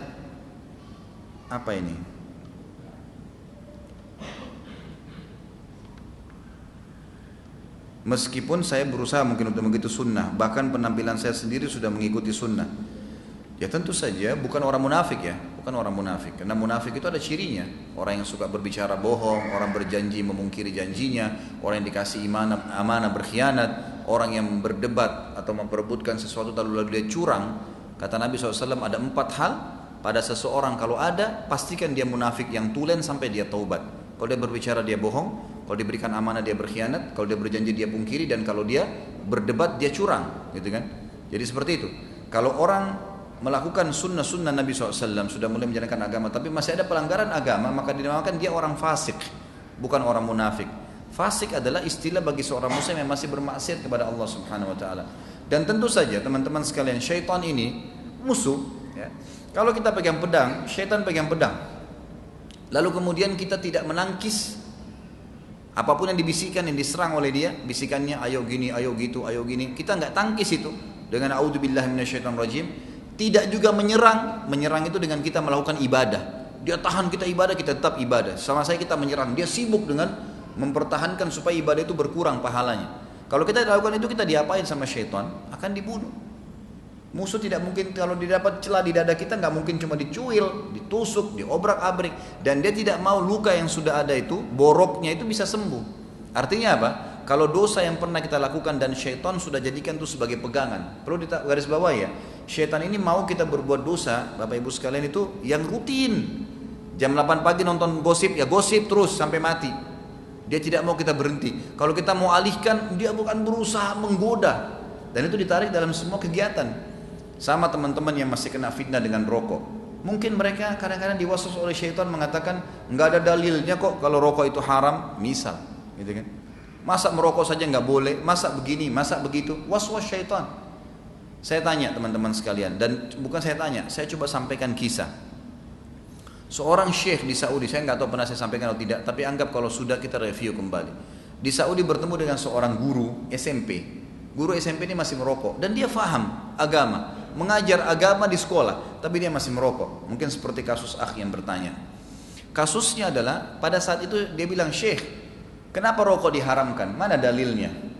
Kata syekhnya, firman Allah Subhanahu wa taala yang Allah mengatakan Allah menghalalkan thayyibat wa yuharrimu alaikumul khaba'ith, dan Allah mengharamkan khaba'ith, hal-hal yang buruk. Kata dia apa? Tapi saya tidak lihat rokok itu khabith, rokok itu buruk, gitu kan? Kata syekhnya, baiklah. Kalau kau tidak anggap itu buruk, bagaimana keadaanmu kalau seandainya kau pulang ke rumah, kemudian kamu temukan anak kamu sedang merokok? Apa kau akan biarkan dia merokok? Dia bilang tidak. Kalau istri kamu pulang dia merokok, kau akan biarkan merokok? Dia bilang tidak. Kenapa kau tidak? Kenapa kau tidak biarkan saja? Kan kau tidak anggap itu buruk, biarin saja. Tiba-tiba orang ini mungkin karena dia berakal, dia tahu, dia keluarkan batang rokoknya, dipatahin sampai dia mengatakan, "Syekh, mulai hari ini saya akan tinggalkan." Karena dia tahu sendiri secara akal itu adalah keburukan. Syaitan menanamkan was-was dalam diri kita untuk meninggalkan sebuah perbuatan buruk, gitu kan? Jadi kita harus melawan itu. Ingat, kita butuh kesabaran dalam 3 hal. Sabar dalam mengerjakan perintah Allah, sabar dalam meninggalkan pelanggaran-pelanggaran Allah, dan sabar dalam menghadapi musibah dan cobaan. Memang butuh sabar tuh. Kalau kita mau ibadah, Bapak Ibu mau hadir duduk di majelis ilmu seperti ini 1 jam, 2 jam, itu butuh kesabaran. Pegel kaki, duduk, syaitan masih bisikin bisa itu, bisa ini, tapi kita tetap paksain diri, kita lawan itu, gitu kan? Itu namanya kita sabar. Sama dengan godaan untuk bermaksiat, untuk ini, untuk itu, tapi kita tahan, nggak mau, nggak, saya nggak mau. Ada peluang, ada kesempatan, nggak mau berzina, mau bohong, mau khamar, mau apa, tapi kita tahan. Itu kesabaran juga. Sama halnya sabar yang ketiga, masalah dalam musibah. Baik, sebagai penutup ya, saya akan jawab ini walaupun sebenarnya tidak sesuai dengan tema. Apa hukumnya mengikuti asuransi jiwa untuk anak serta asuransi lainnya seperti asuransi pendidikan? Kalau Anda bertanya kepada saya tentang hukum syar'i, saya seorang dai yang masih juga belajar ilmu seperti Anda sekalian akan menjelaskan apa yang saya fahamin. Dan tolong, setiap bertanya kepada siapapun dai atau seorang alim ulama, maka usahakan bertanya untuk mendapatkan ilmu, bukan untuk didebatin.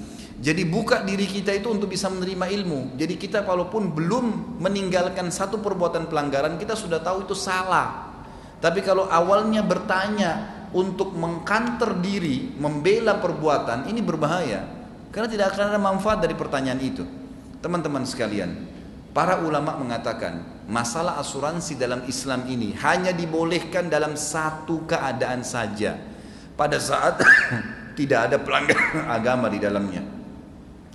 Beberapa hal yang berhubungan dengan ekonomi Islam yang tidak boleh adalah tidak boleh ada manipulasi, tidak boleh ada gharar, merugikan salah satu dari dua pihak, tidak boleh ada kezaliman, mengambil haknya orang lain, dan tidak boleh ada kezaliman. Jadi tidak boleh ada kezaliman di sini, tidak boleh mengambil hak orang lain, tidak boleh manipulasi data, dan tidak boleh ada gharar. 4 itu, tidak boleh ada gharar, gitu kan.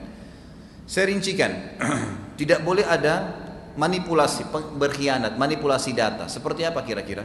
Coba kita lihat. Kalau kita hubungkan dengan asuransi, kalau Anda masukkan mobil Ores, kemudian 1 tahun sudah dibayar 5 juta misalnya, lalu tidak ada komplain, nggak ada komplain, apa yang terjadi? Hanguskah uangnya atau tidak? Umumnya hangus. Apa haknya mereka hanguskan ini? Dari mana haknya menghanguskan uang kita? Baik, satu sisi, nanti akan saya jawab ya. Sisi yang lain, kalau seandainya saya klaim, saya kena biaya administrasi 200.000 per kejadian. Dari mana ini 200.000 ini? Kenapa harus ada klaim lagi padahal saya sudah bayar 5 juta sebelumnya? Kemudian pertanyaan selanjutnya, ini banyak pintu-pintu celah agama yang dilanggar nih. Sisi yang lain, pada saat saya kecelakaan mobil seseorang kecelakaan, kemudian dia bayar 5 juta Ores, ternyata mobilnya kecelakaan biayanya 20 juta. Yang dia bayar cuma 5 juta, yang nanggung 15 juta siapa? Asuransi. Ini gharar namanya. Nggak boleh ini. Di sini bertemu antara samar-samar manipulasi data. Bagaimana manipulasi data? Kadang-kadang ada orang, teman ayah saya sendiri pernah cerita bahwasanya temannya beliau, ayah saya cerita temannya beliau itu kalau masuk asuransi mobil, mungkin karena tidak paham agama ya, ini cuma saya pun tidak tahu siapa yang ayah saya cerita itu, semoga Allah berikan hidayah. Dia kalau masukkan asuransi mobilnya setiap tahun, dan kalau tidak ada klaim, dia sengaja sudah mendekati tanggalnya dipecahin kaca mobilnya, dirusak mobilnya sendiri, sengaja ditabrakin, supaya uang dia yang 5 juta, 10 juta dia sudah bayar itu tidak sia-sia. Itu nanti diganti mobilnya baru, semua kacanya, pintunya baru, dan diikuti dengan manipulasi data. Selain pukul pecah sengaja ini, nanti per klaim, ini kan kejadiannya lain. Kalau peraturan asuransi, kalau tabrak dari kanan berarti ini klaim sendiri, kalau yang dari belakang klaim sendiri, waktunya, tempatnya, posisinya harus berbeda. Ini enggak, sama aja semua. Dibuat dari manipulasi data antara dia dengan bengkel umum, sudah nih rahasia umum, semua di bengkel buat manipulasi data. Kemudian dia juga data asuransinya juga kadang-kadang tahu, baik dia 200.000, 400.000, dianggap semuanya manipulasi data. Ada gharar, merugikan salah satu dari dua pihak. Bayar 5 juta, mobilnya hilang 200 juta, diganti 180 juta, 200 juta, padahal dia cuma bayar 5 juta, gitu kan. Kemudian ada kezaliman yang terjadi di sini. Kezaliman bisa menzalimi salah satu dari dua pihak. Ada gharar, merugikan dari satu pihak, ada kezaliman, ada banyak kejadian pelanggaran agama di situ. Saya bilang tadi, ulama bilang asuransi cuma dibolehkan dengan satu keadaan, tidak ada gharar, tidak ada kezaliman, tidak ada manipulasi data, gitu kan? Dan akan berjalan sesuai dengan hak masing-masing. Misal, saya buka perusahaan asuransi, kemudian ada orang yang mengklaim masukkan mobilnya Ores, bayar 5 juta. Kecelakaanlah dia, mobilnya misalnya, setelah dicek, saya tunjukkan bengkel, silakan ke bengkel sana, Anda klaim ke sana, diklaim ke sana, ternyata biaya mobilnya 2,5 juta. Baik, saya buat laporan kepada teman saya ini, partner saya atau nasabah saya mengatakan mobil Anda kena 2,5 juta. Harga normal bengkel, semua bengkel kalau didatangin akan sama 2,5 juta. Ini harga normalnya. Mobil Anda kena, mau diperbaikin mau, baik. Berarti uang Anda di saya tinggal 2,5 juta. Kan 5 juta tadi dikasih. Ternyata 3 bulan kemudian dia tabrakan lagi. Biayanya 3 juta. Uang sama saya tinggal 2,5 juta. Maka kalau dia klaim lagi, saya suruh lagi ke sana, ternyata 3 juta biayanya. Saya akan bilang, uang Anda tinggal 2,5 juta sama saya, Anda harus tambah 500.000. Ditambah 500.000 sama dia baru bisa diperbaikin di bengkel. Nggak bisa kalau saya yang bayar 500.000-nya. Lalu pertanyaannya, Ustadz, kalau gitu untungnya apa orang buka perusahaan asuransi? Ya untungnya dia bisa kerjasama sama bengkel karena konsumennya banyak, maka dapat diskon dari harga normal, itu bisa didapatkan. Tapi kalau seperti yang umumnya sekarang terjadi, Allahu a'lam, umumnya kata ulama tidak dibolehkan. Mohon maaf teman-teman yang masih bergerak di asuransi. Dan umumnya asuransi ini selalu diiming-iming dengan sesuatu yang menakutkan.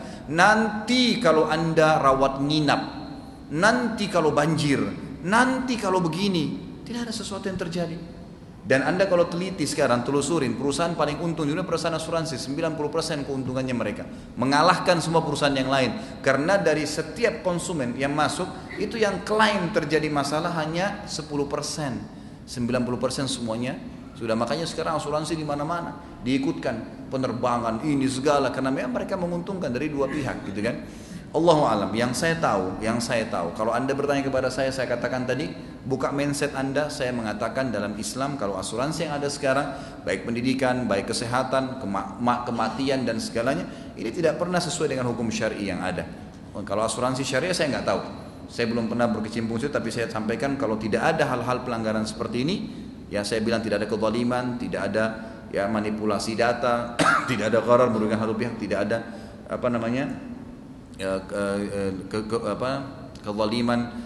kezaliman, tidak ada manipulasi data, tidak ada gharar merugikan satu pihak, gitu kan?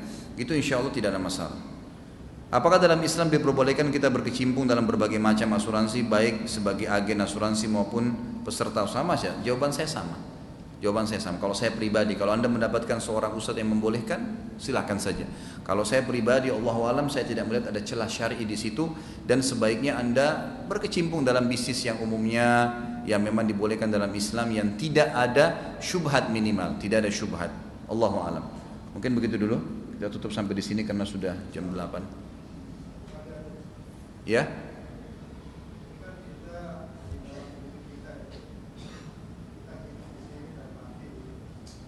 Kita hidup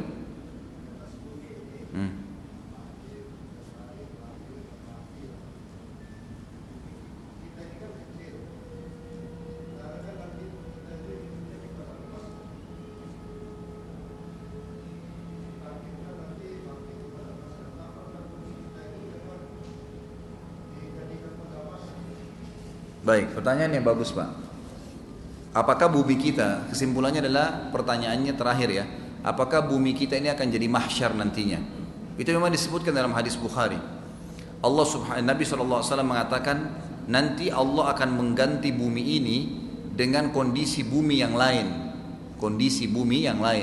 Jadi dari hadis ini kemungkinan besar mungkin ada kehancuran, Allahu alam seperti apa. Tetapi Allah Subhanahu wa taala akan membentangkan sebuah tanah yang luas di atas negeri Syam. Di atas negeri Syam berarti di wilayah negeri Syam sana ya, di Tunis, di Palestina, di Yordania, segala itu akan dibentangkan tanah yang putih dan besar, dan akan dibangkitkan dari tempat itu. Kata para ulama, yang dimaksud dengan kalian akan dibangkitkan dan dibentangkan tanah yang luas berpasir putih dan akan disebutkan dengan mahsyar adalah Allah Subhanahu wa taala mengubah dengan hikmahnya bumi ini menjadi sebuah tanah yang bentang. Sekarang bulat, nanti akan menjadi bentang, gitu kan? Dan akan dibangkitkan tetap manusia pada saat itu. Jadi pada saat itu semua akan berkumpul di tanah yang bentang itu, tapi di bawah tanah. Allah turunkan hujan lalu membangkitkan mereka dari tanah-tanah itu. Itu yang kita ketahui. Dalam hadis Bukhari yang lain juga, ada seorang pendeta Yahudi datang kepada Nabi SAW dan berkata, ini diriwayatkan oleh Thauban. Thauban ini adalah mantan budaknya Nabi SAW. Jadi dia budak dibebasin oleh Nabi SAW. Lalu berkata, Thauban telah datang pendeta Yahudi kepada Nabi SAW dan kemudian berkata, Salamun alaika ya Muhammad. Dia berikan salam, terus mengatakan Muhammad. Lalu Thauban berkata, saya pun mendorongnya dengan kuat. Lalu dia berkata, kenapa kau dorong saya? Kata pendeta Yahudi itu kepada Thauban. Kata Thauban, dia adalah Rasulullah. Kenapa kau panggil namanya? Kenapa kau tidak mengatakan Salamu alaika ya Rasulullah gitu kan? Kata orang Yahudi, kami tidak panggil kecuali namanya dia. Kata Nabi SAW, iya, nama saya Muhammad dan tidak masalah dia panggil. Kata orang Yahudi ini, saya mau bertanya, pertanyaan, bolehkah? Kata Nabi SAW, berguna kalau saya jawab untuk kamu? Dia bilang iya, saya akan dengar dengan telinga saya. Lalu kata Nabi SAW, silahkan. Di antara pertanyaan dia lemparkan mungkin 4-5 pertanyaan. Di antara pertanyaan dia mengatakan, wahai Muhammad, di manakah manusia pada saat bumi ini dan langit diganti oleh Allah dengan bumi dan langit yang lain? Kata Nabi SAW, mereka akan berada di atas sebuah jembatan. Maksudnya nanti jembatan yang di atas sirat, gitu kan?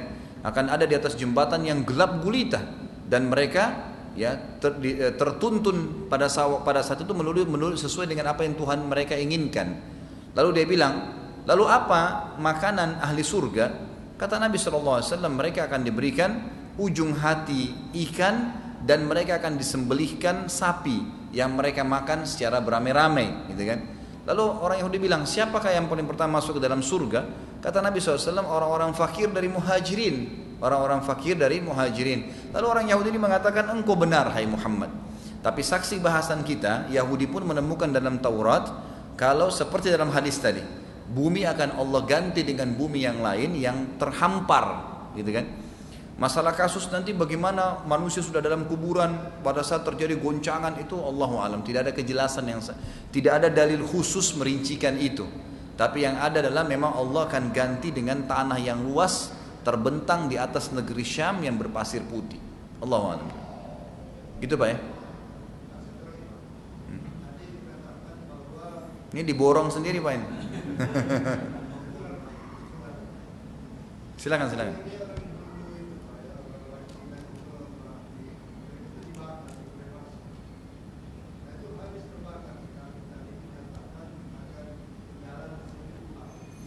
Kenapa Pak? Ada orang dibakar.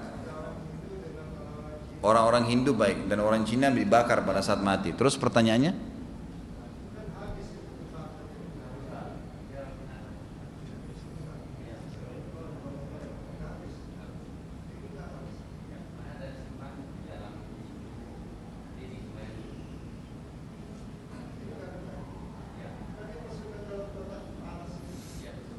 Baik, saya sudah mengerti Pak. Pertanyaannya, ada orang yang dibakar, kemudian anggaplah seluruh jasadnya habis, gitu kan? Kira-kira kan tadi dikatakan akan dibangkitkan dari tulang ekor. Seperti apakah? Hadis tadi yang menjelaskan tentang kalian akan dibangkitkan dari tulang ekor kalian. Ini adalah orang yang meninggal normal, dan penyampaian hadis ini secara global, umum, secara global. Sering kali datang dalil menjelaskan apa yang umumnya terjadi. Kalau ada 1-2 kejadian yang berbeda, seperti tadi orang dibakar, gitu kan? Sebagian ulama memberikan jawaban kayak Bapak sebelah tadi jelaskan. Jadi orang yang dibakar pun biasanya debunya itu masih ada. Tidak habis semua, masih ada debu. Debu itu pun ada orang yang kalau kayak orang Hindu di Sungai Gangga di India, mereka taruh di sungai itu dan dibiarkan mengalir. Dengan hikmah Allah Subhanahu wa taala, serpian seperti itu masih ada secara otomatis, gitu kan? Mau dia dibakar kah? Mau dimakan sama hewan, kadang-kadang dimakan hewan pun tulang-tulangnya dibiarkan, gitu kan? Jadi dengan hikmah Allah, hadis Nabi SAW tidak bentrok. Secara global orang yang mati normal tetap masuk dalam hadis ini, tapi kalau ada orang yang tiba-tiba berbeda kayak dibakar, itu pun tetap Allah Subhanahu Wa Taala jaga, yang akhirnya dari situ juga Allah akan bangkitkan dia. Sama halnya dengan istilah alam barzah. Alam barzah di kuburan itu adalah sebuah alam. Dan jangan kita patok alam barzah itu ada di bawah tanah, gitu kan? Ada di bawah tanah. Kata ulama, alam barzah adalah alam yang Allah ciptakan yang akan hidup di situ para ruh manusia. Misal ada orang terbakar di atas pesawat, nggak ditemukan satupun sedikit dari potongan badannya untuk dimandikan atau dikuburkan. Di mana sekarang ruhnya? Di alam barzah. Dia akan sampai di barzahnya walaupun jasadnya tidak dimasukkan ke dalam tanah. Ada orang dimakan hewan, ada orang tenggelam di lautan, dimanapun dia meninggal, maka ruhnya tetap dibawa ke alam barzah. Dengan hikmah Allah SWT, gitu kan? Jadi bukan patokannya harus di bawah tanah, tapi jasad dianjurkan untuk dimasukkan ke dalam tanah. Mereka hidup di alam barzah yang alam sendiri Allah ciptakan. Allahu a'lam. Mohon maaf karena waktu, saya harus tutup sampai di sini. Insya Allah kita akan ketemu lagi di pertemuan akan datang. Semoga Allah Subhanahu Wa Taala menjadikan ini amal tambahan di timbangan amal kita hari kiamat, menyembuhkan semua orang yang masih sakit, menyelesaikan utang terlilit utang, dan memberikan hidayah orang yang belum dapat ilmu dan hidayah, dan juga memudahkan orang untuk mengamalkan bagi yang sudah punya ilmu. Dan semoga juga Allah Subhanahu Wa Taala memudahkan kita untuk masuk ke surga firdausnya tanpa hisab dengan izin Allah Subhanahu Wa Taala. Sebelum saya tutup, saya akan menyampaikan ada beberapa program sosial yang sedang saya lakukan dengan yayasan saya. Siapa tahu ada Bapak Ibu yang berminat untuk ikut, saya akan bacakan. Saya punya beberapa program sekarang, setelah mengutip firman Allah surah Muzammil ayat 20, yang kurang lebih artinya, dan kebaikan apa saja yang kamu perbuat dari dirimu atau untuk dirimu, niscaya kau akan peroleh balasannya di sisi Allah dan yang paling baik pada hari kiamat. Saya bilang saudaraku seiman, program sosial terbaru yayasan kami di Jakarta sebagai berikut. Yang pertama, kami sedang memprogramkan untuk mencetak dan menyebarluaskan gratis kumpulan doa sesuai dengan Al-Quran dan Sunnah. Dan ini ada kumpulan doa yang sering kali saya isi di pengajian manapun ada. Kalau yang berminat nanti tinggal saya lihatkan contohnya. Itu Rp10.000 per satu buku, eksamper. Kemudian itu akan dibagikan di setiap pengajian saya secara cuma-cuma, atau Bapak Ibu bisa bagikan di masjid-masjid yang Anda mau, atau misalnya juga kalau yang punya rezeki, tentu ini terbuka ya, saya cuma mau 10 buku, saya cuma mau 20 buku, nanti tinggal di kontak. Kalau satu blok sekitar 120 buku, sekitar 1.200.000, itu bisa dibagi-bagiin kemana saja. Program kedua yang sedang saya buat sekarang, dan ini insya Allah kita akan fokus, cukup banyak dai-dai kita yang memang sangat luar biasa ya, motor ceramah mereka per hari itu sangat tinggi, bisa sampai 2-3 kali, 2-3 tempat, sekarang sampai 4 tempat. Ada yang kadang-kadang tinggal di Bogor, datang ke Jakarta, dan rata-rata dai-dai kita ini semua menggunakan motor untuk mempermudah supaya tidak macet. Maka yayasan kami membuat program pengadaan motor untuk dai, dan nilainya sekitar 16 juta rupiah. Itu bisa dikeroyokin, ada yang mau nyumbang 300.000, ada yang 100.000, ada yang 50.000, pokoknya nanti disatukan di yayasan. Sudah genap 16 juta ditunjukkan dai tersebut. Dan kalaupun dia punya motor, biasanya kita minta agar dai tersebut menghadiahkan kepada orang lain lagi motornya, dan dia memakai motor yang kita berikan. Dan ini memang pahalanya sangat besar. Artinya setiap roda yang dia jalan kita akan dapat pahala. Dia mengajar di sana sini. Poin ketiga, kita akan mengadakan pengadaan perpustakaan dai sebanyak 60 judul buku dengan jumlah 2,5 juta rupiah. 2,5 juta ini ada 60 judul buku, kita tunjuk dai-dai yang memang aktif dalam berdakwah, kemudian diberikan hadiah buku tersebut untuk dia pakai bedah di masjid-masjid yang dia sedang ngajar. Yang keempat, ada penggalian sumur di kampung-kampung muslim yang membutuhkan sekitar 4,5 juta per sumurnya, dan nanti akan ada laporan. Yang kelima, mengumrohkan para penghafal Al-Quran dengan biaya sekitar 20 juta rupiah yang akan dikumpulkan, disatukan semua. Ada yang nyumbang 5.000, 10.000, berapapun disatukan nanti akan dikumpulkan dan akan dilakukan ini. Dan yang terakhir adalah alokasi zakat mal untuk para miskin dalam pelunasan utang-utang yang terlilit utang, dan orang-orang yang tidak mendapatkan tempat tinggal, serta janda-janda yang susah. Allahu alam. Ini insya Allah kalau ada yang berminat nanti bisa hubungin ke HP saya 08787 807 1504 ya. 08787 807 1504 ya. Nanti bisa hubungin saya, insya Allah saya akan di nomor itu kebetulan ada WhatsApp, jadi bisa saya kirimkan gambar programnya ya. Ada gambar foto sumur yang sudah jadi, ada gambar buku yang sudah dibagikan. Ini juga ada motor yang dibeli untuk para dai, itu insya Allah bisa saya kirimkan fotonya bagi yang berminat insya Allah. 08787 807 1504. Subhanakallahumma bihamdika asyhadu an la ilaha illa anta astaghfiruka wa atubu ilaik. Assalamualaikum warahmatullahi wabarakatuh.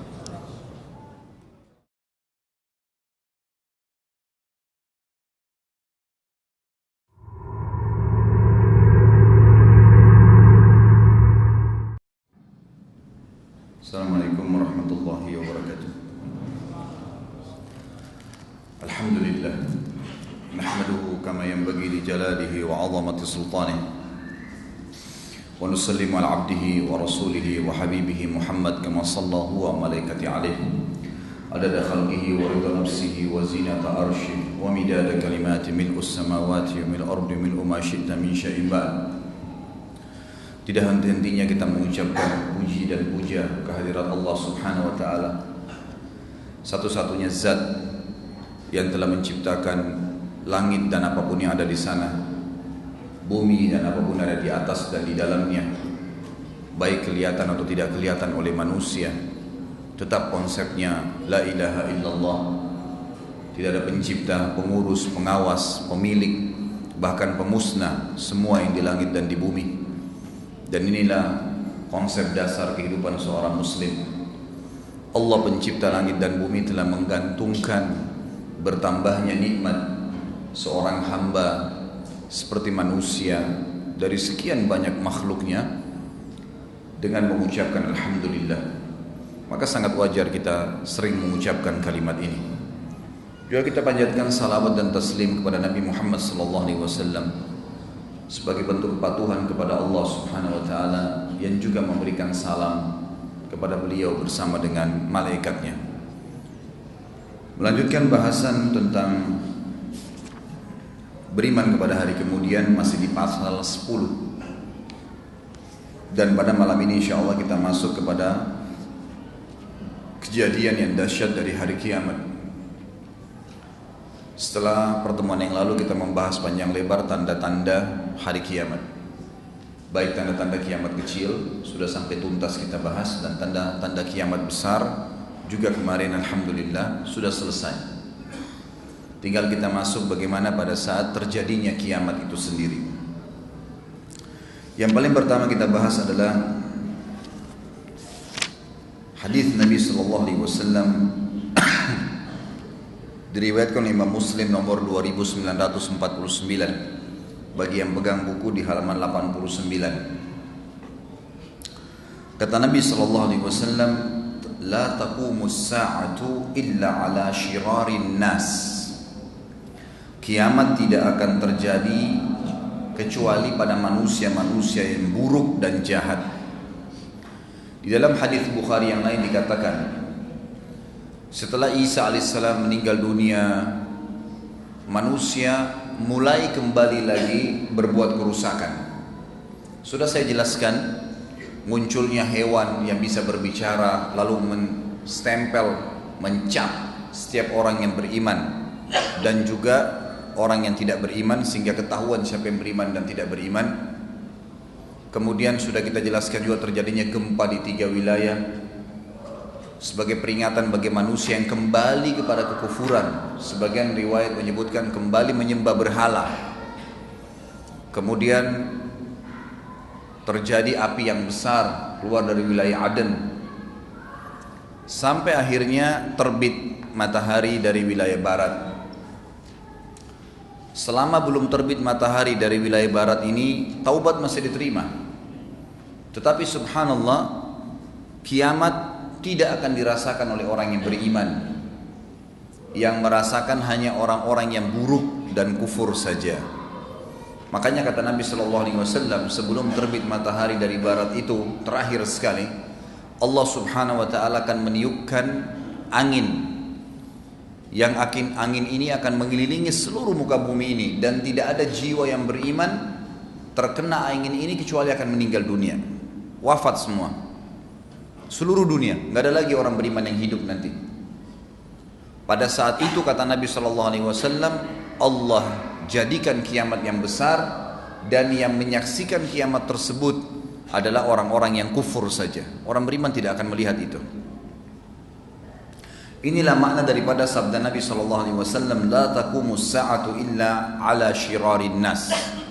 Tidak akan pernah terjadi kiamat kecuali pada orang-orang yang buruk.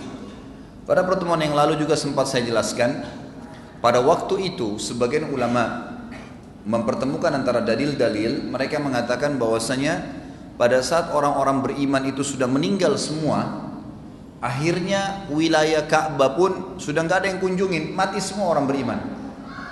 Yang lula lalang di muka bumi ini cuma orang kafir saja, yang kufur kepada Allah SWT. Sampai datang satu orang yang mendapat julukan Dzu Suwakatain, seseorang yang memiliki betis yang sangat kecil dari Ethiopia, dari Afrika, orang kafir. Lalu dia datang dan dia merobohkan Ka'bah. Kata Nabi SAW, demi zat yang ubun-ubunku dalam genggamannya, aku sekarang seperti sedang diperlihatkan oleh Allah bagaimana Dzu Suwakatain ini, orang yang berkulit hitam dari Afrika yang badannya kurus dan betisnya saking kecilnya sampai diberikan julukan Dzu Suwakatain, mencabut batu-batu Ka'bah satu persatu sampai habis. Sebagian ulama mempertemukan juga perilaku Dzu Suwakatain ini. Kenapa dia hancurkan Ka'bah? Karena waktu itu tersebar berita kalau di bawah Ka'bah itu ada harta tersimpan. Maka dia pun berusaha untuk membongkar, dan tidak ada yang menahan dia pada saat itu karena memang tidak ada orang yang beriman lagi, sudah habis. Kalau ada orang beriman tidak mungkin dibiarkan, gitu kan. Ini terakhir sekali, kejadian-kejadian ini terakhir sebelum terbitnya matahari dari barat.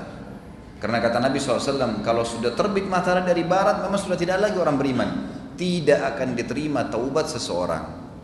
Memang sudah tidak ada lagi orang yang bisa bertobat. Orang kafirin juga tidak tahu kalau mau bertobat seperti apa. Seperti itu kejadiannya. Dikatakan dalam ayat Al-Quran, kalau yang pegang buku, ini memang di sini dalilnya teracak, kembali ke halaman 83. Disebutkan dalam surah Az-Zumar ayat 68 sampai 70. A'udzu billahi minasyaitonir rajim. Wa nufikha fis suri fasa'ika man fis samawati wa man fil ardi illa man syaa Allah. Thumma nufikha fihi ukhra fa idza hum qiyamun yanzurun. Wa asyraqatil ardu bi nuri rabbiha wa wudiyal kitabu wa ji'a bin nabiyyin wasyuhada'i wa qudiya bainahum bil haqqi wa hum la yudlamun. Wa ufiyat kullu nafsin ma amilat wa huwa a'lamu bima yaf'alun. Dan pada saat itu, pada saat dipertemukan dengan hadis Nabi tadi sallallahu alaihi wasallam, tinggal orang-orang kafir saja, ditiupkanlah sangkakala.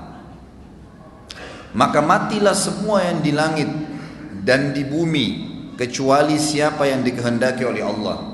Saya sudah beratkan pertemuan yang lalu, yang tidak mati adalah para malaikat-malaikat yang Allah pilih seperti 8 pemikul singgasananya Allah.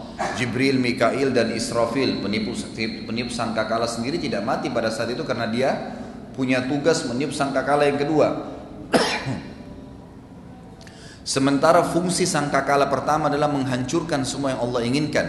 Nanti sangkakala yang kedua itu pembangkitan, ya, pembangkitan dan ya, pengeluaran seluruh makhluk yang ada di bumi, maksudnya yang sudah dalam kubur. Begitu pula dengan bidadari dan pelayan-pelayan dari bidadara surga, hurun 'ain dan wildanun mukhalladun. Mereka itu juga tidak kena pengaruh dari sangkakala ini. Kemudian ditiuplah sangkakala itu sekali lagi yang kedua. Maka tiba-tiba mereka berdiri menunggu putusan mereka masing-masing. Dan terang benderanglah bumi padang mahsyar dengan cahaya keadilan Rabb-Nya. Dan diberikanlah buku perhitungan perbuatan amal masing-masing, dan didatangkanlah para nabi dan saksi-saksi, dan diberi keputusan di antara mereka dengan adil, sedang mereka tidak dirugikan, dan disempurnakanlah bagi tiap-tiap jiwa balasan apa yang telah dikerjakannya, dan Dia Allah lebih mengetahui apa yang mereka kerjakan. Ayat ini memberikan kepada kita pelajaran, beberapa poin pelajaran. Yang pertama adalah ada 2 tiupan sangkakala. Yang pertama, tiupannya berfungsi untuk menghancurkan semua yang Allah ingin hancurkan dan semua jiwa yang Allah ingin matikan mati. Di sini ulama mengatakan semua manusia, semua jin, semua hewan, semua tumbuh-tumbuhan hancur. Di langit pun ada kalangan-kalangan malaikat yang kena. Memang Allah musnahkan, tidak ada lagi. Yang hidup hanya yang tertinggal hanya yang Allah inginkan. Kemudian pelajaran yang kedua, tentu sangkakala pertama ini. Sangkakala yang kedua ada pembangkitan. Di dalam hadis Bukhari kata Nabi sallallahu alaihi wasallam, antara 2 tiupan maaf, riwayat Imam Muslim ya. Kalau yang punya buku kembali ke halaman 89, hadisnya yang ini, ma bainan nafkhataini arba'un. Antara 2 sangkakala ini waktunya adalah 40. Cuma seperti itu penjelasan. Ada ulama hadis yang mengatakan 40 hari, ada yang mengatakan 40 tahun. Allahu a'lam, ada yang mengatakan 40 bulan. Intinya dalam hadis ini dikatakan antara 2 sangkakala ini, yang satu penghancuran, yang satu pembangkitan adalah 40. Thumma yunzilullahu minas sama'i ma'an fayambutuna kama yambutul bakal. Kemudian Allah turunkan hujan yang lebat dari langit, yang kemudian menimpa semua yang ada di muka bumi ini, lalu keluarlah semua yang pernah dikubur di kuburan itu, tulang-tulang tumbuh seperti tumbuhnya bakal. Bakal ini sayuran. Dalam hadis lain dikatakan termasuk hewan-hewan, karena ada riwayat yang menjelaskan bahwasanya nanti hari kiamat Allah Azza wa Jalla akan menghakimi di mahsyar itu, termasuk 2 domba. Kenapa mereka saling nanduk? Jadi semuanya dibangkitkan, semua dibangkitkan. Allah turunkan hujan dari langit yang membangkitkan semua makhluk yang sudah wafat. Walaisa minal insani syai'un illa yabla illa alman wahidan wa huwa ajbud dzanab. Semua di tubuh manusia umumnya akan hancur, kecuali ada satu yang akan kekal, tidak akan hancur. Itu adalah tulang ekor seseorang.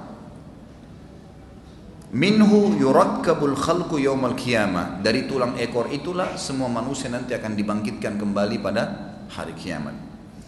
Hadis ini memberikan pelajaran kepada kita bahwasanya memang ada tiupan sangkakala, dimulai dengan itu pada hari kiamat. Ayat Al-Quran yang lain menjelaskan surah Al-Haqqah halaman 85, 84, 85. Al-Haqqah ayat 13 sampai 34. A'udzu billahi minasyaitonir rajim. Fa idza nufikha fis suri nafkhatan wahidah. Maka ingatlah tatkala sangkakala ditiup sekali tiupan yang pertama. Wa humilatil ardu wal jibalu fadukkata dakkatan wahidah. Dan pada saat itu akan diangkat bumi dan dicabut gunung-gunung, lalu dibenturkan keduanya sekali benturan, tabrakan semua. Kita bayangkan kalau ada bangunan yang jatuh, dua rumah berdekatan lalu tabrakan sama-sama hancur, seperti apa dahsyatnya. Bagaimana kalau dua buah gunung, bagaimana kalau seluruh gunung di atas bumi ini tercabut, melayang. Di bab riwayat disebutkan terbang seperti kapas, lalu ditabrakkan kembali ke bumi dengan satu benturan. Kata para ulama, dengan satu benturan itu maka akan berantakan semuanya. Fa yauma idzin waqa'atil waqi'ah. Pada hari itulah, pada saat itulah terjadi kiamat. Wa insyaqqatis samaa'u fahiya wa yauma fahiya yauma idzin wahiyah. Dan terbelahlah langit pada saat itu. Langit yang kita lihat utuh itu terbelah. Karena pada hari itu langit menjadi lemah. Wal malaku ala arjaiha wa yahmilu arsya rabbika fawqahum yawma idzin thamaniyah.